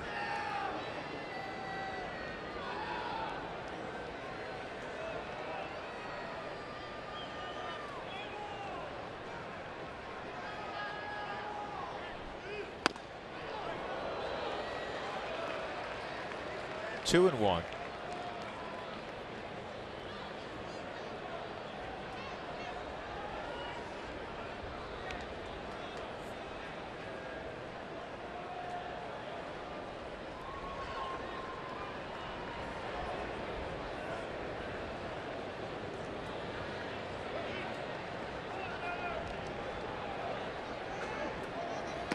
He went. Yes, he did.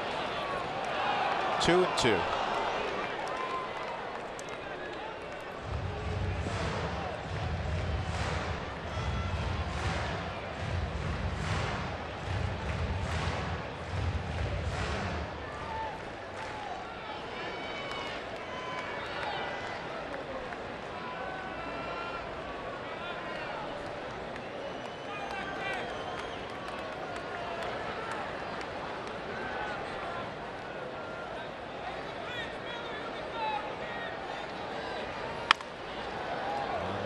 Bounced foul.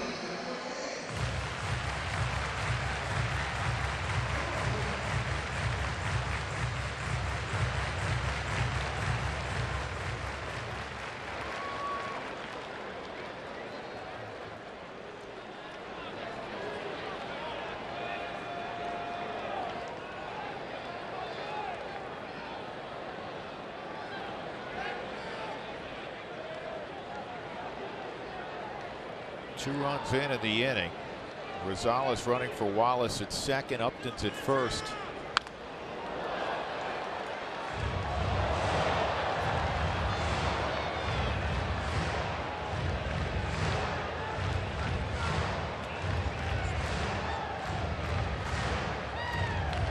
A couple of notes. Miguel Castro threw a bullpen today that went well.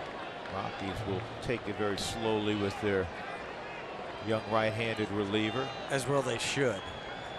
With an arm like that, don't rush it back. Make sure he's ready to go. 2-2, and that's a good slider. Wasted by Ramirez. De La Rosa, Jorge De La Rosa is down in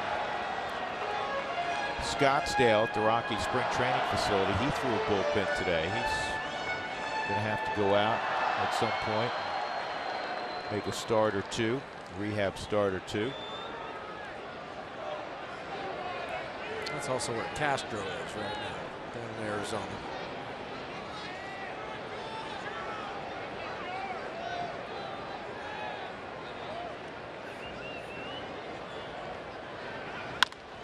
Back up the middle, base hit. Rosales around third, he'll score.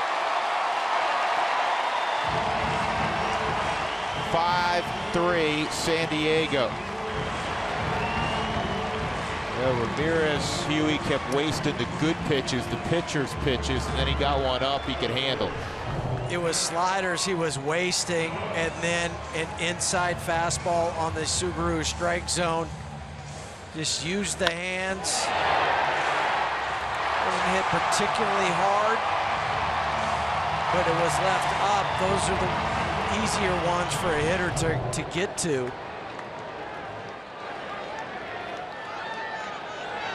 Butler's what a strange turn of events here in the last 2 innings. Eddie's going to, for me, pitch a lot better than the final line's going to look like. He's been charged with 5 runs.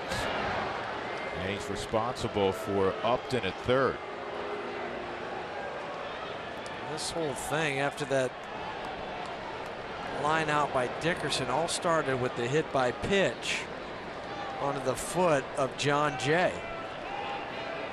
when he was ahead in the count.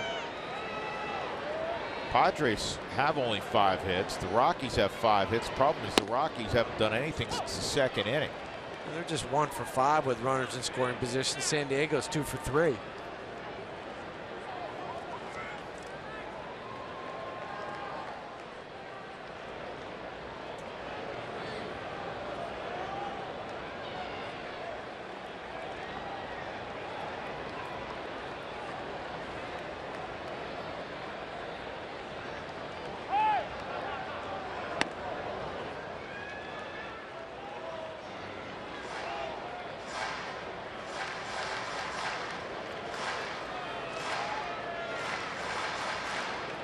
Cashner all of a sudden on the plus side of things. He goes 6 innings, allows 3 runs on 5 hits. Walked 3, struck out 6.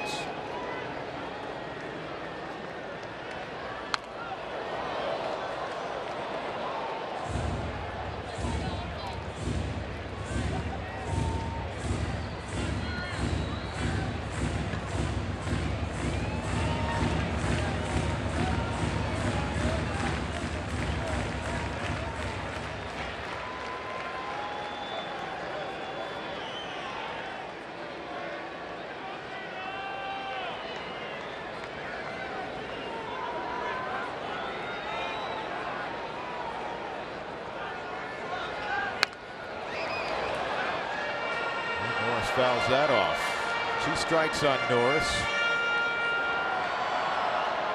Been a long inning.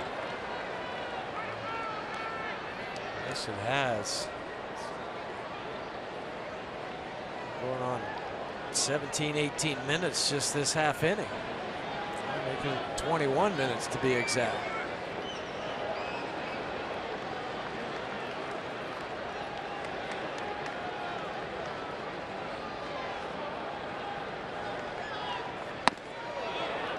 Couldn't get him to chase up. 1-2.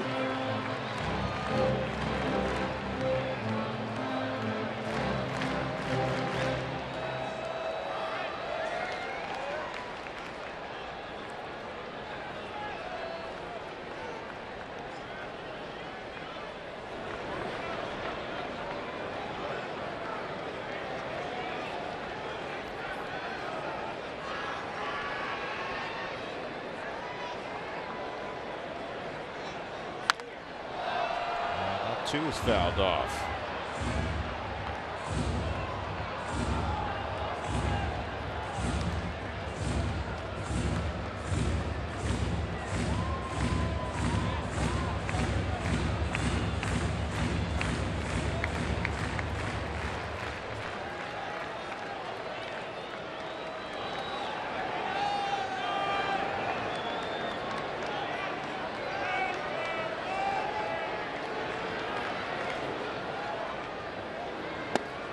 Downstairs, 2-2. Ramirez at first was dancing like he was going to take off on that pitch.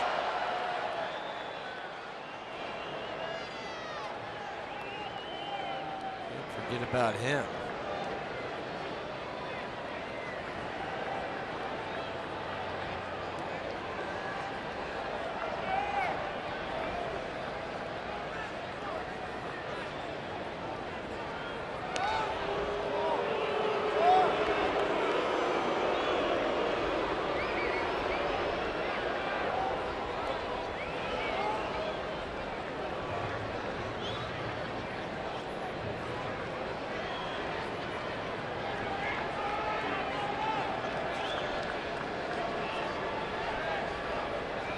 2-2 runner going, swung on and missed. So Miller ends the frame with a strikeout of Derek Norris, but 3 runs come around in the inning, and now the Rockies facing a 2-run deficit.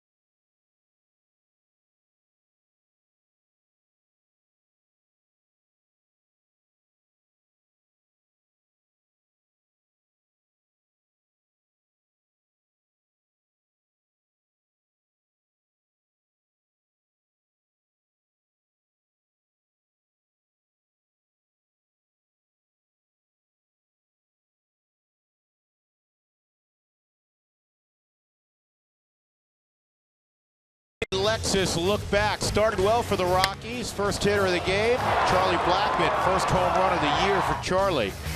As he takes Andrew Cashner deep. Rockies would add a run in that second inning, get a run, or excuse me, that first inning, get a run in the third. And in the second, they had a 3-0 lead, but then back-to-back, Matt Kemp, Brett Wallace. And then the 3-run inning and the big hit off the bat again of Brett Wallace, an opposite field double. He thought he hit it out. It hit the very top of the wall down that left field line. And now the Rockies are faced with a 5-3 deficit. 8 in a row were set down by Cashner before departing. In the 7th, Nick Hundley, DJ LeMahieu, and Ben Paulson. The new pitcher for San Diego is Kevin Quackenbush. Very high ERA. It's even gone down some because he is not allowed a run in his last 3 outings. For Kevin, its fastball will sit at 91.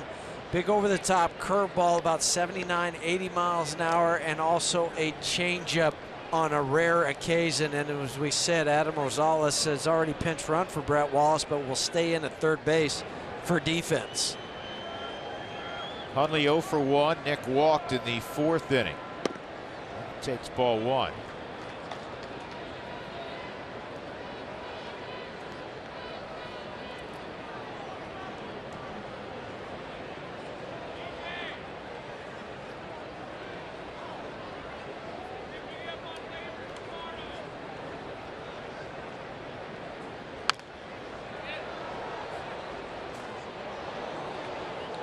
Rockies look to be, like last night, in control of the baseball game. Now, the Rockies gave up a couple runs early last night. They played from behind the whole night, but they kept putting runners out there offensively, and John Gray was mowing them down.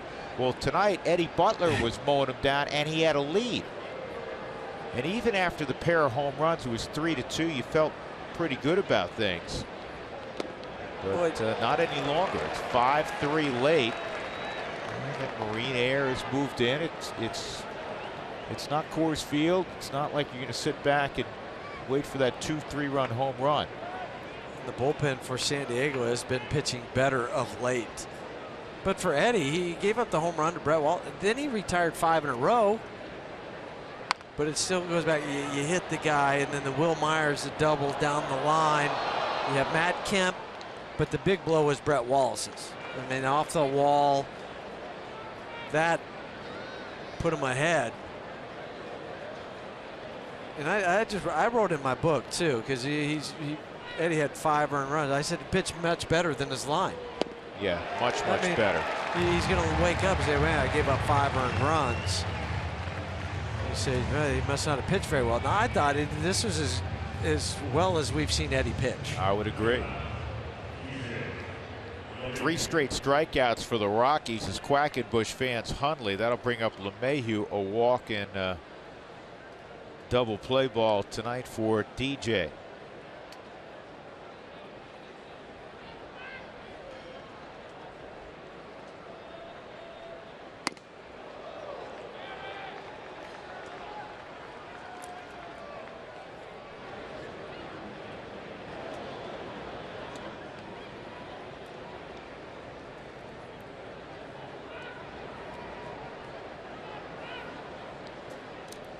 The other lefty in the Brad bullpen, Hand. Brad Hand.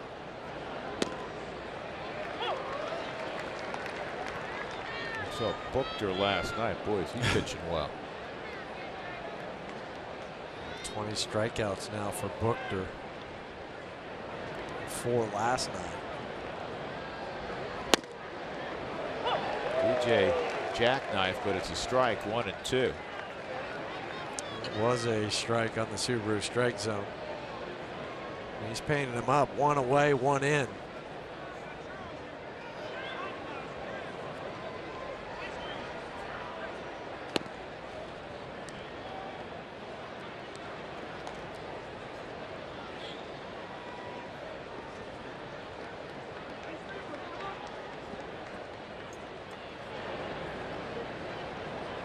Rockies had 5 hits, 4 in the first 2 innings, and then they had the leadoff single in the 3rd from Marinado. Out of play. And just the walk in the 4th to lead off that inning. So Butler goes 5 2/3, 5 runs on 4 hits. That's it. A walk, 3 strikeouts. He hit a batter. Threw 80 pitches. So 57 for strikes. Yeah, he pounded the strike zone. An issue with Eddie in the past.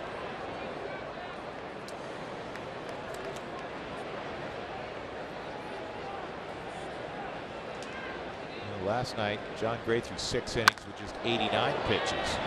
Matt Kemp's there.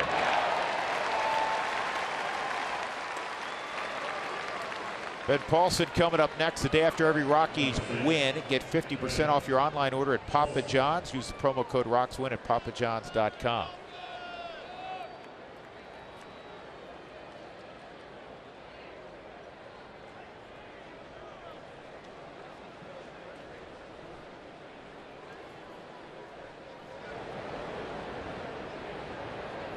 Ben Paulson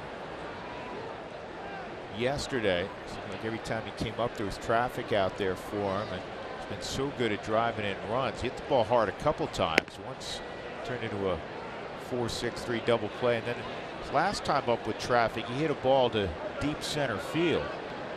Yeah, and I was talking to Ben around the batting cage today. I said, I thought you got that. He said, so did I. It sounded loud. He said, probably hit it just a little bit too high, but when it came off the bat, he thought for a second, well, I've jumped him. I've got him. Well, that's 2 guys last night who thought they hit it out, and they did. Ben and Matt Kemp. And both were caught about the same area, deep center field. 2-0. And Rosales. Actually, that's Ramirez, the only guy on the left side. 1-2-3 inning. The Rockies now have been retired 11 consecutive batters.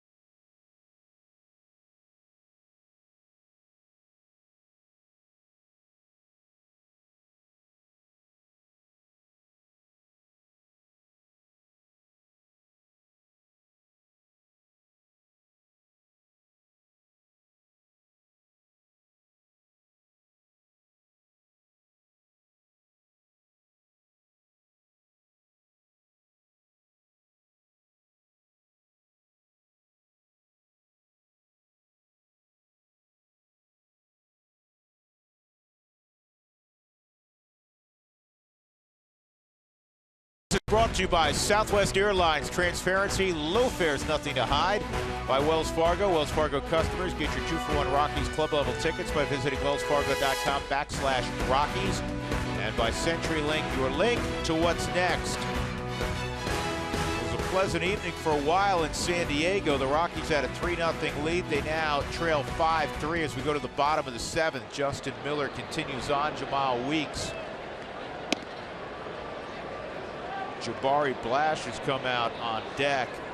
8, 9, and 1 in the 7th inning for the Padres. There's big Mr. Blash. Weeks just 2 for 21.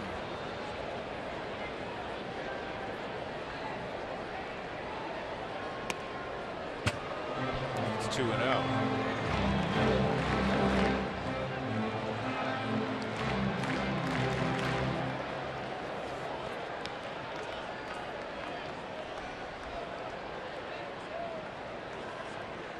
Well, if you want to think positively, as you always should,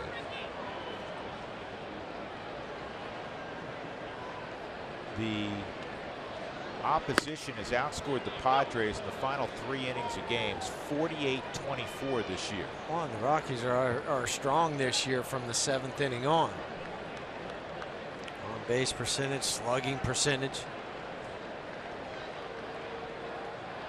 First year skipper Andy Green.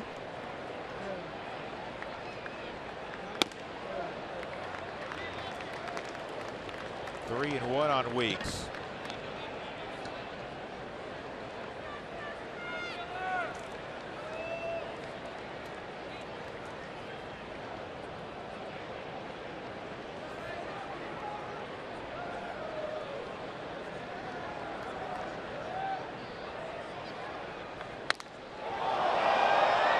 In the air, right center field. Cargo puts the glove out. He's got it. 1 out.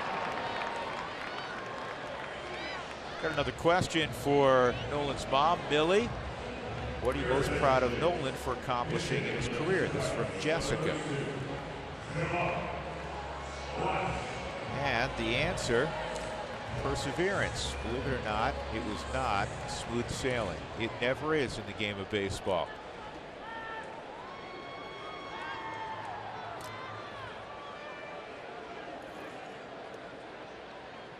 I told Millie this spring, thing that you and I, as great a player as he is, and he's phenomenal, admire the most about Nolan. He's a great kid. He really is a really good young man, and that will make every mama proud. Yeah, it's a reflection on the parents. It is. But Nolan, every day, you know, he'll come up and talk to you, say hi to you. What's going on? How you doing? If you ask him a question, it's a thoughtful answer. It's not, what am I doing? Thank you very much, Jabari. Take that check swing out. So Blash has got 2 outs. And that'll bring up John Jay.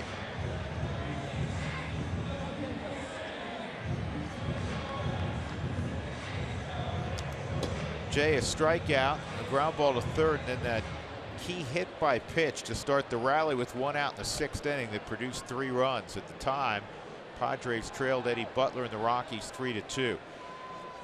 Rockies next inning will have the top of the order. And they'll see Brandon Maurer.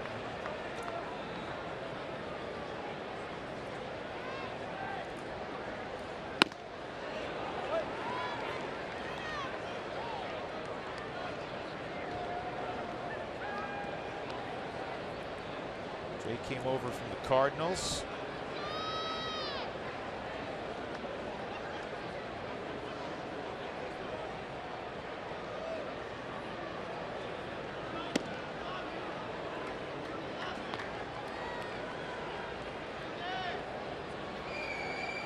See, part of the reason they brought him over here was just his leadership. That winning attitude. I think a lot of teams try to acquire guys from the Cardinal organization. You can understand why.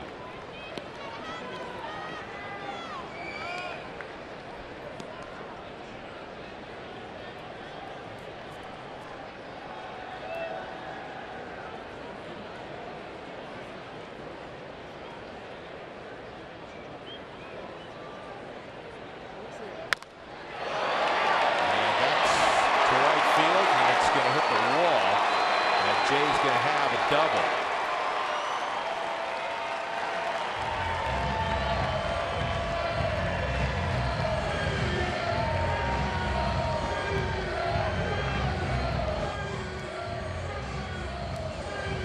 Myers with 2 outs coming up. Dean has a question for Millie. What was your favorite Nolan moment prior to reaching the big leagues? When he and his high school team won the CIF championship at Dodger Stadium and they beat Tyler Chatwood. What a thrill for a high school team and a kid to play in Dodger Stadium. Tyler from the Redlands area, right outside of San Bernardino. And a base hit, coming up with a baseball. Well, couldn't come up with a clean, was Parra.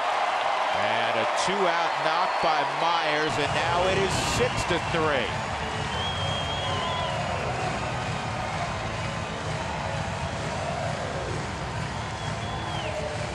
Will Myers is hitting like he did his rookie year. Couple RBIs tonight, 15 on the season. Subaru Supermo will show where the ball ended up, and it was belt high.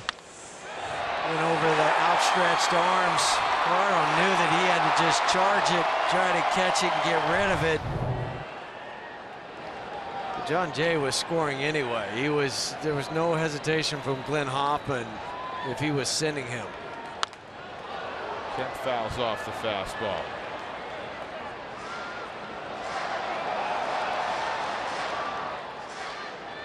Wilby scored a straight base hit for Will, no error on Gerardo.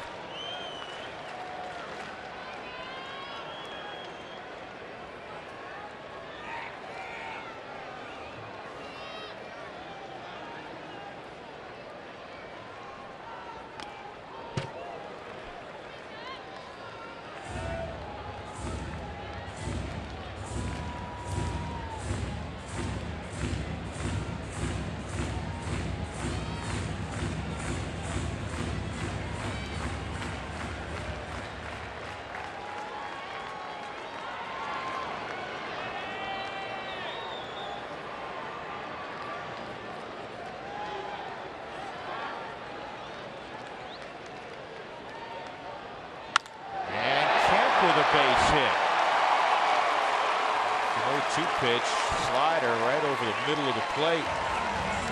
3 straight 2-out hits. The first one was a fastball to John Jay. The last 2 have been sliders. Bring up Adam Rosales. That was just a repeat of the pitch that was thrown to Will Myers. Matt Kemp does almost the same thing as Will did. It's a line drive to left field. Willis was a 2-hop, and now it was just a 1-hop to Gerardo.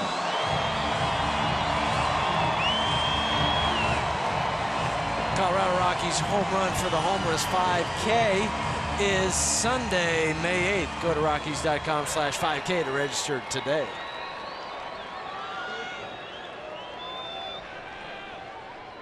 This game is completely turned around on the Rockies. 6 unanswered by the Padres.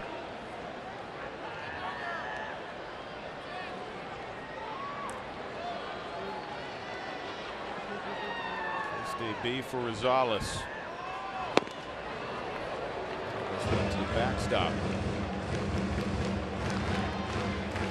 For San Diego tonight, the 2-out with runners in scoring position, 3 for 4. They're actually, surprisingly, because they're not a good offensive team, but they came in hitting .272 with runners in scoring position, 6th best in baseball.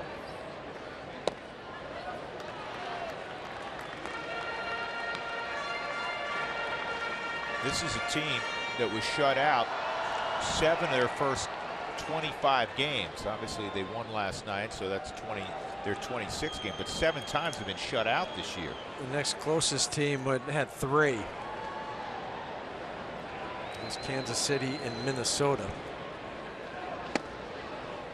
2-1. Scott Oberg has been up for a while now in the bullpen.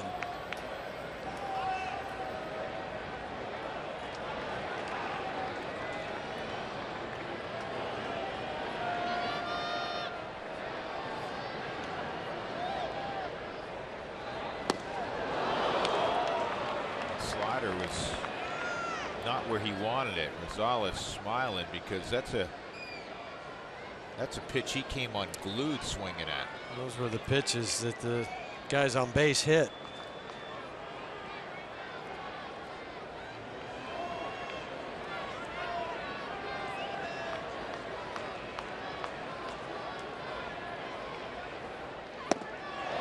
Did he offer? No.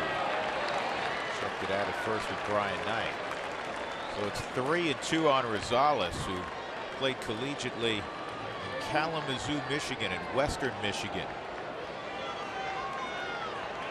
All-MAC player, first-team all-academic player in the MAC as well. 3-2. And that's strike 3 at the knees. But in the inning, a double with 2 outs by Jay. Then Myers brought him home with a base hit. And it's 6-3 as we go to the 8th. The Padres in front, top of the order next for the Rockies.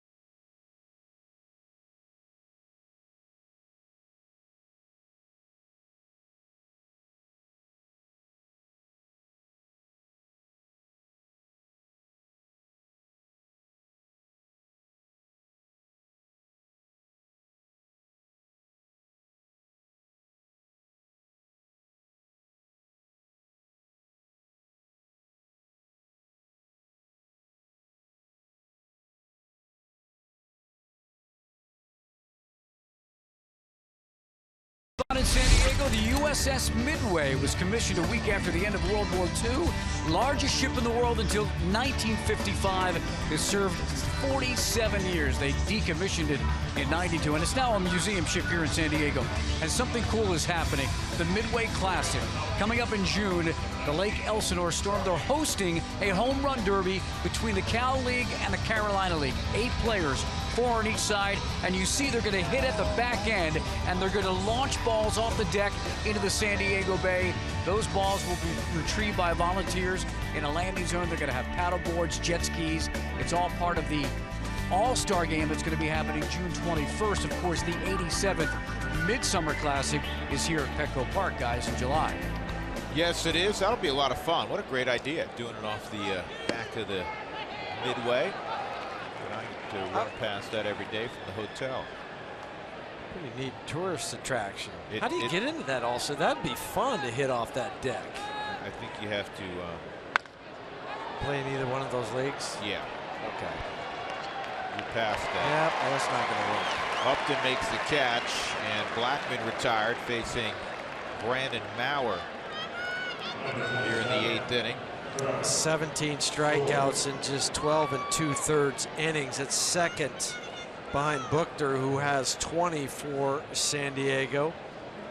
Our thrower is Maurer.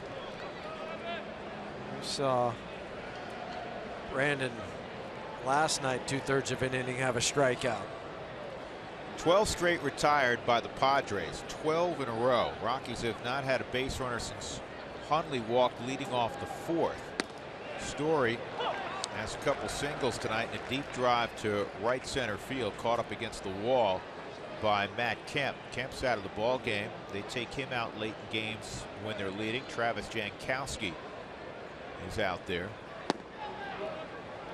1-1. The last hit for the Rockies, Nolan's leadoff single in the third. The offense is completely shut down, and the first 4 hitters tonight reached. Home run, single, walks. Kind of like last night with San Diego. Well, and it's kind of a tale of two halves of this ball game. Early on, it was all Rockies offense, what they were doing. They're up 3-0. And then from the 4th inning on, it shifted over to the other dugout. They score 6.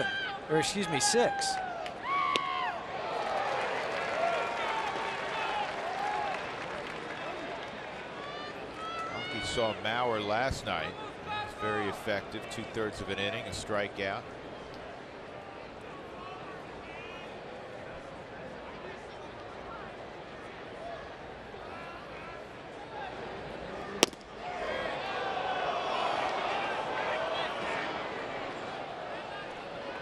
It's not a strike, Brandon. Everybody was oohing on, but the Subaru strike zone clearly showed it wasn't.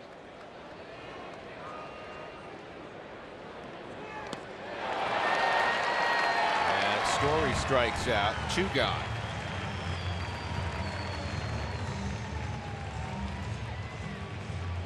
Fans mini plans start at just 8 games and $111. Guarantee the Yankees and summer fireworks games with the 15-game pick-a plan.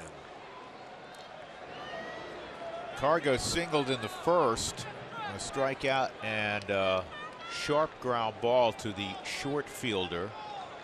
In this case, Jamal Weeks, the second baseman, his last time up. And they have that same shift naturally on. 2 outs, nobody on. 13 in a row. Set down by the Padres. Carr goes out front.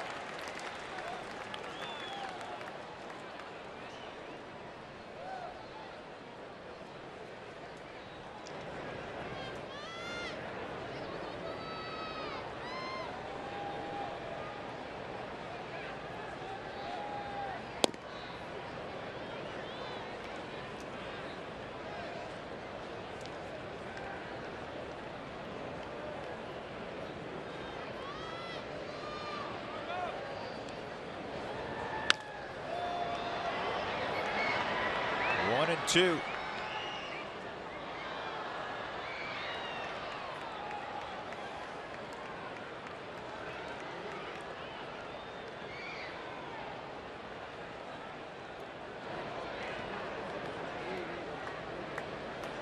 And that's strike 3 on the outside corner. Cargo knew it.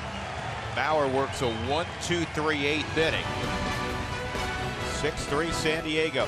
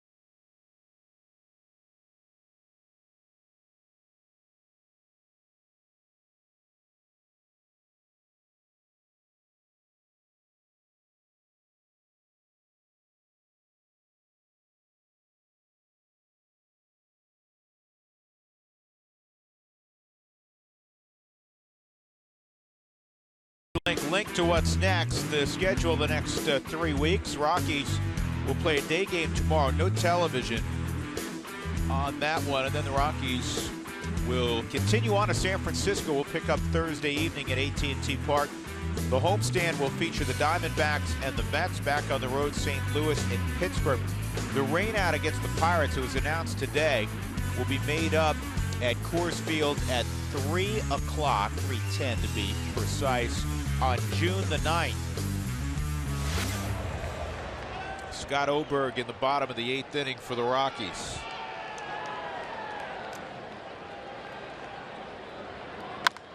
And that's a base hit the other way for Melvin Upton.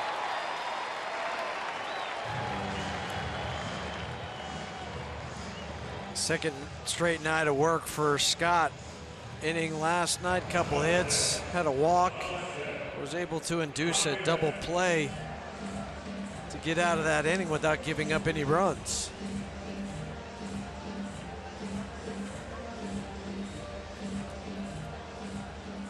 Alexi Ramirez, an RBI single against Justin Miller in the 6th inning to push across the 5th run at the time. Justin Miller went an inning and 2/3, allowed a run on 4 hits, didn't walk anybody, struck out 2. That's a strike.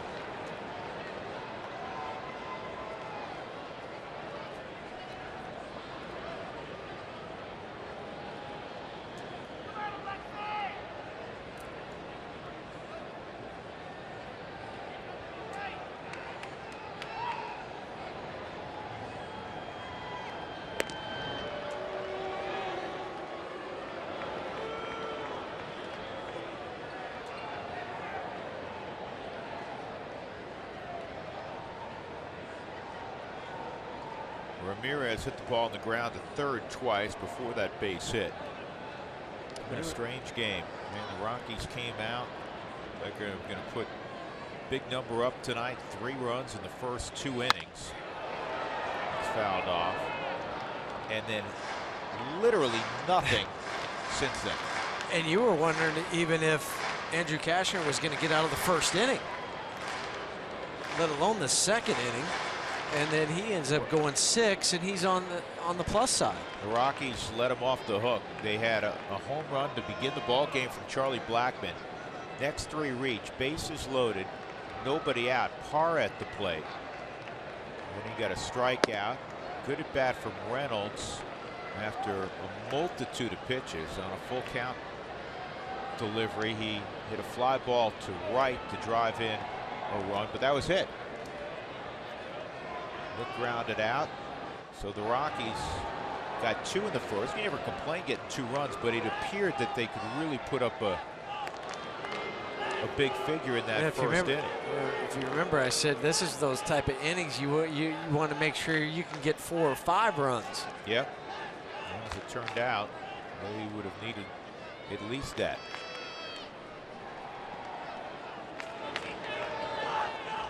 Eddie Butler, as good as we've seen him, he retired the first 11 hitters he faced, and I mean quick. Good feed from Nolan, and he starts a double play. Well, that was just tremendous all the way around. Was not hit hard. Nolan had to come charge it, and you know you have a quick runner at first, and Melvin Upton Jr., he makes it perfect feed to DJ.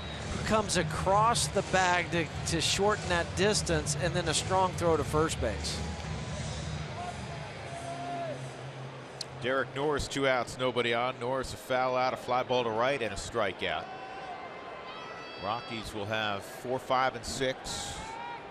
Nolan, Gerardo Parra, and a pinch hitter in the 9th inning. They trail 6-3, and the breaking ball, the curveball in there for a strike. Another question for Millie from Daniel.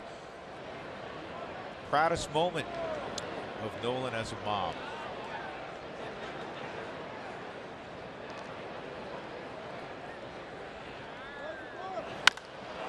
And a towering fly ball to left.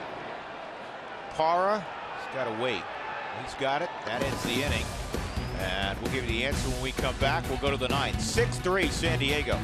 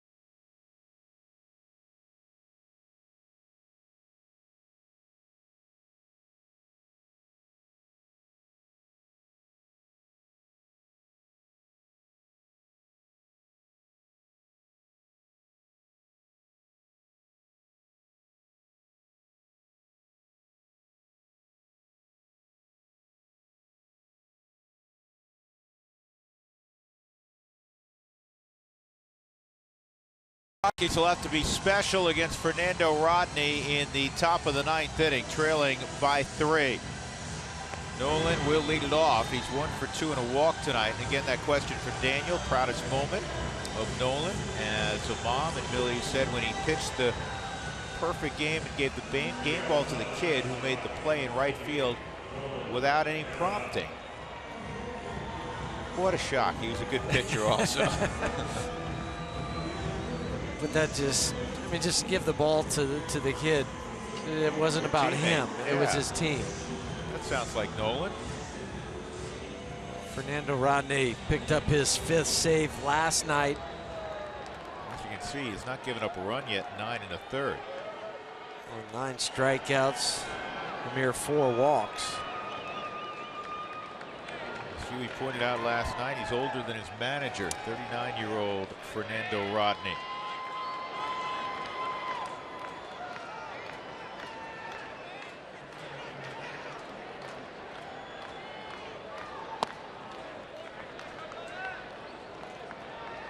Now would be a good time to give up 4 runs.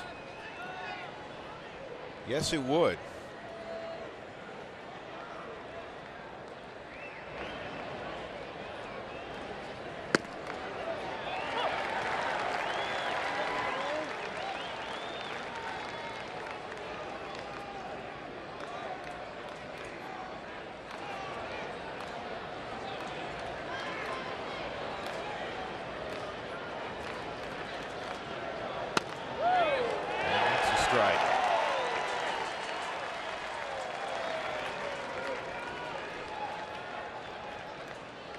This from Millie. Thank you for having me. I appreciate the fans. Really appreciate your support.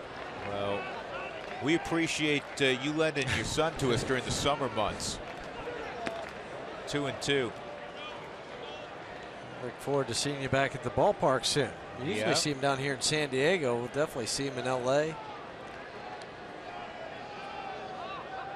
Been out to Coors Field a few times.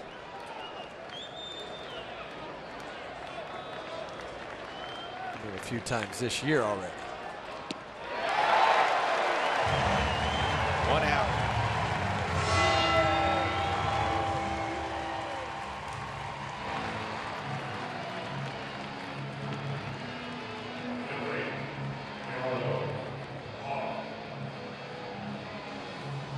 Gerardo Parra with an 8-game hitting streak on the line, 0 for 3, couple of strikeouts tonight.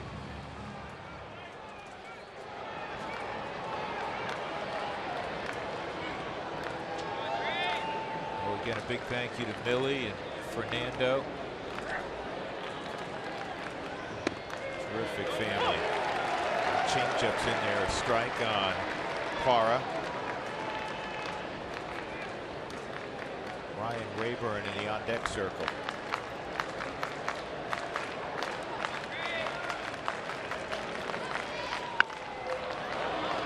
And that'll go foul.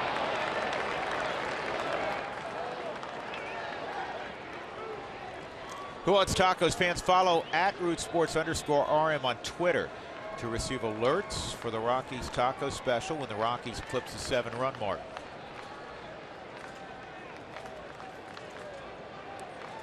Padres this year 9-0 when they lead after 8. Last year, it was a bad year for them overall, but they were 62-0 when they led after 8. They never coughed one up.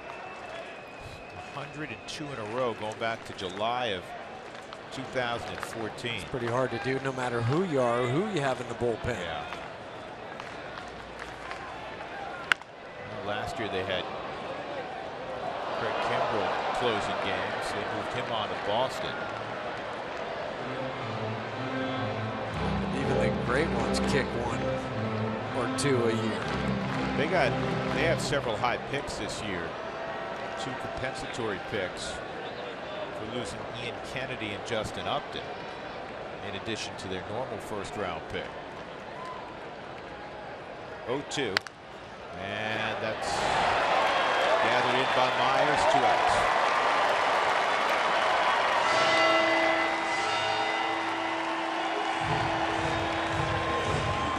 That is 16 in a row retired by San Diego.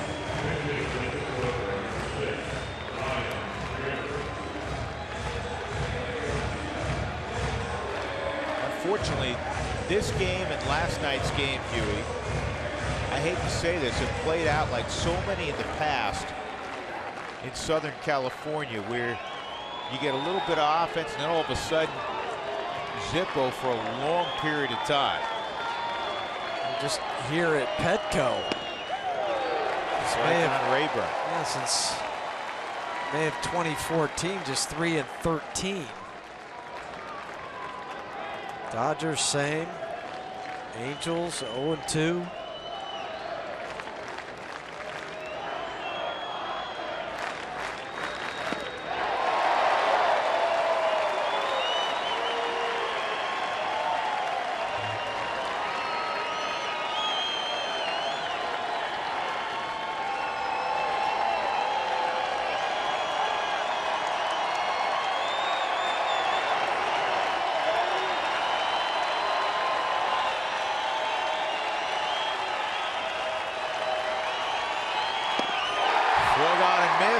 And the ball game is over. And the Rockies, who galloped into this ball game in the first inning, limp out of it. 17 straight retired to end it by the Padres as they come from behind and win 6-3 tonight in a game they trailed 3-0. The winning pitcher is Andrew Kashner. He's 2-2. Eddie Butler takes the loss. He's 0-1. And Fernando Rodney now 6 of 6 in save opportunities. Our Jimmy John's delivery of the game provided by the cleanup man tonight, Brett Wallace, who came into the ball game hitting 154. He hit an opposite field home run and then a 2-out run-scoring double that put the Padres in front for good. 2 RBI night for Brett Wallace, our Jimmy John's delivery of the game. Again, the final score, the Padres have defeated the Rockies 6-3. Padres now 11-16. The Rockies fall to 12-14. They're 3-2 on this 10-game road trip. So from San Diego, we take you to our studios in Denver. Here's Jenny once again.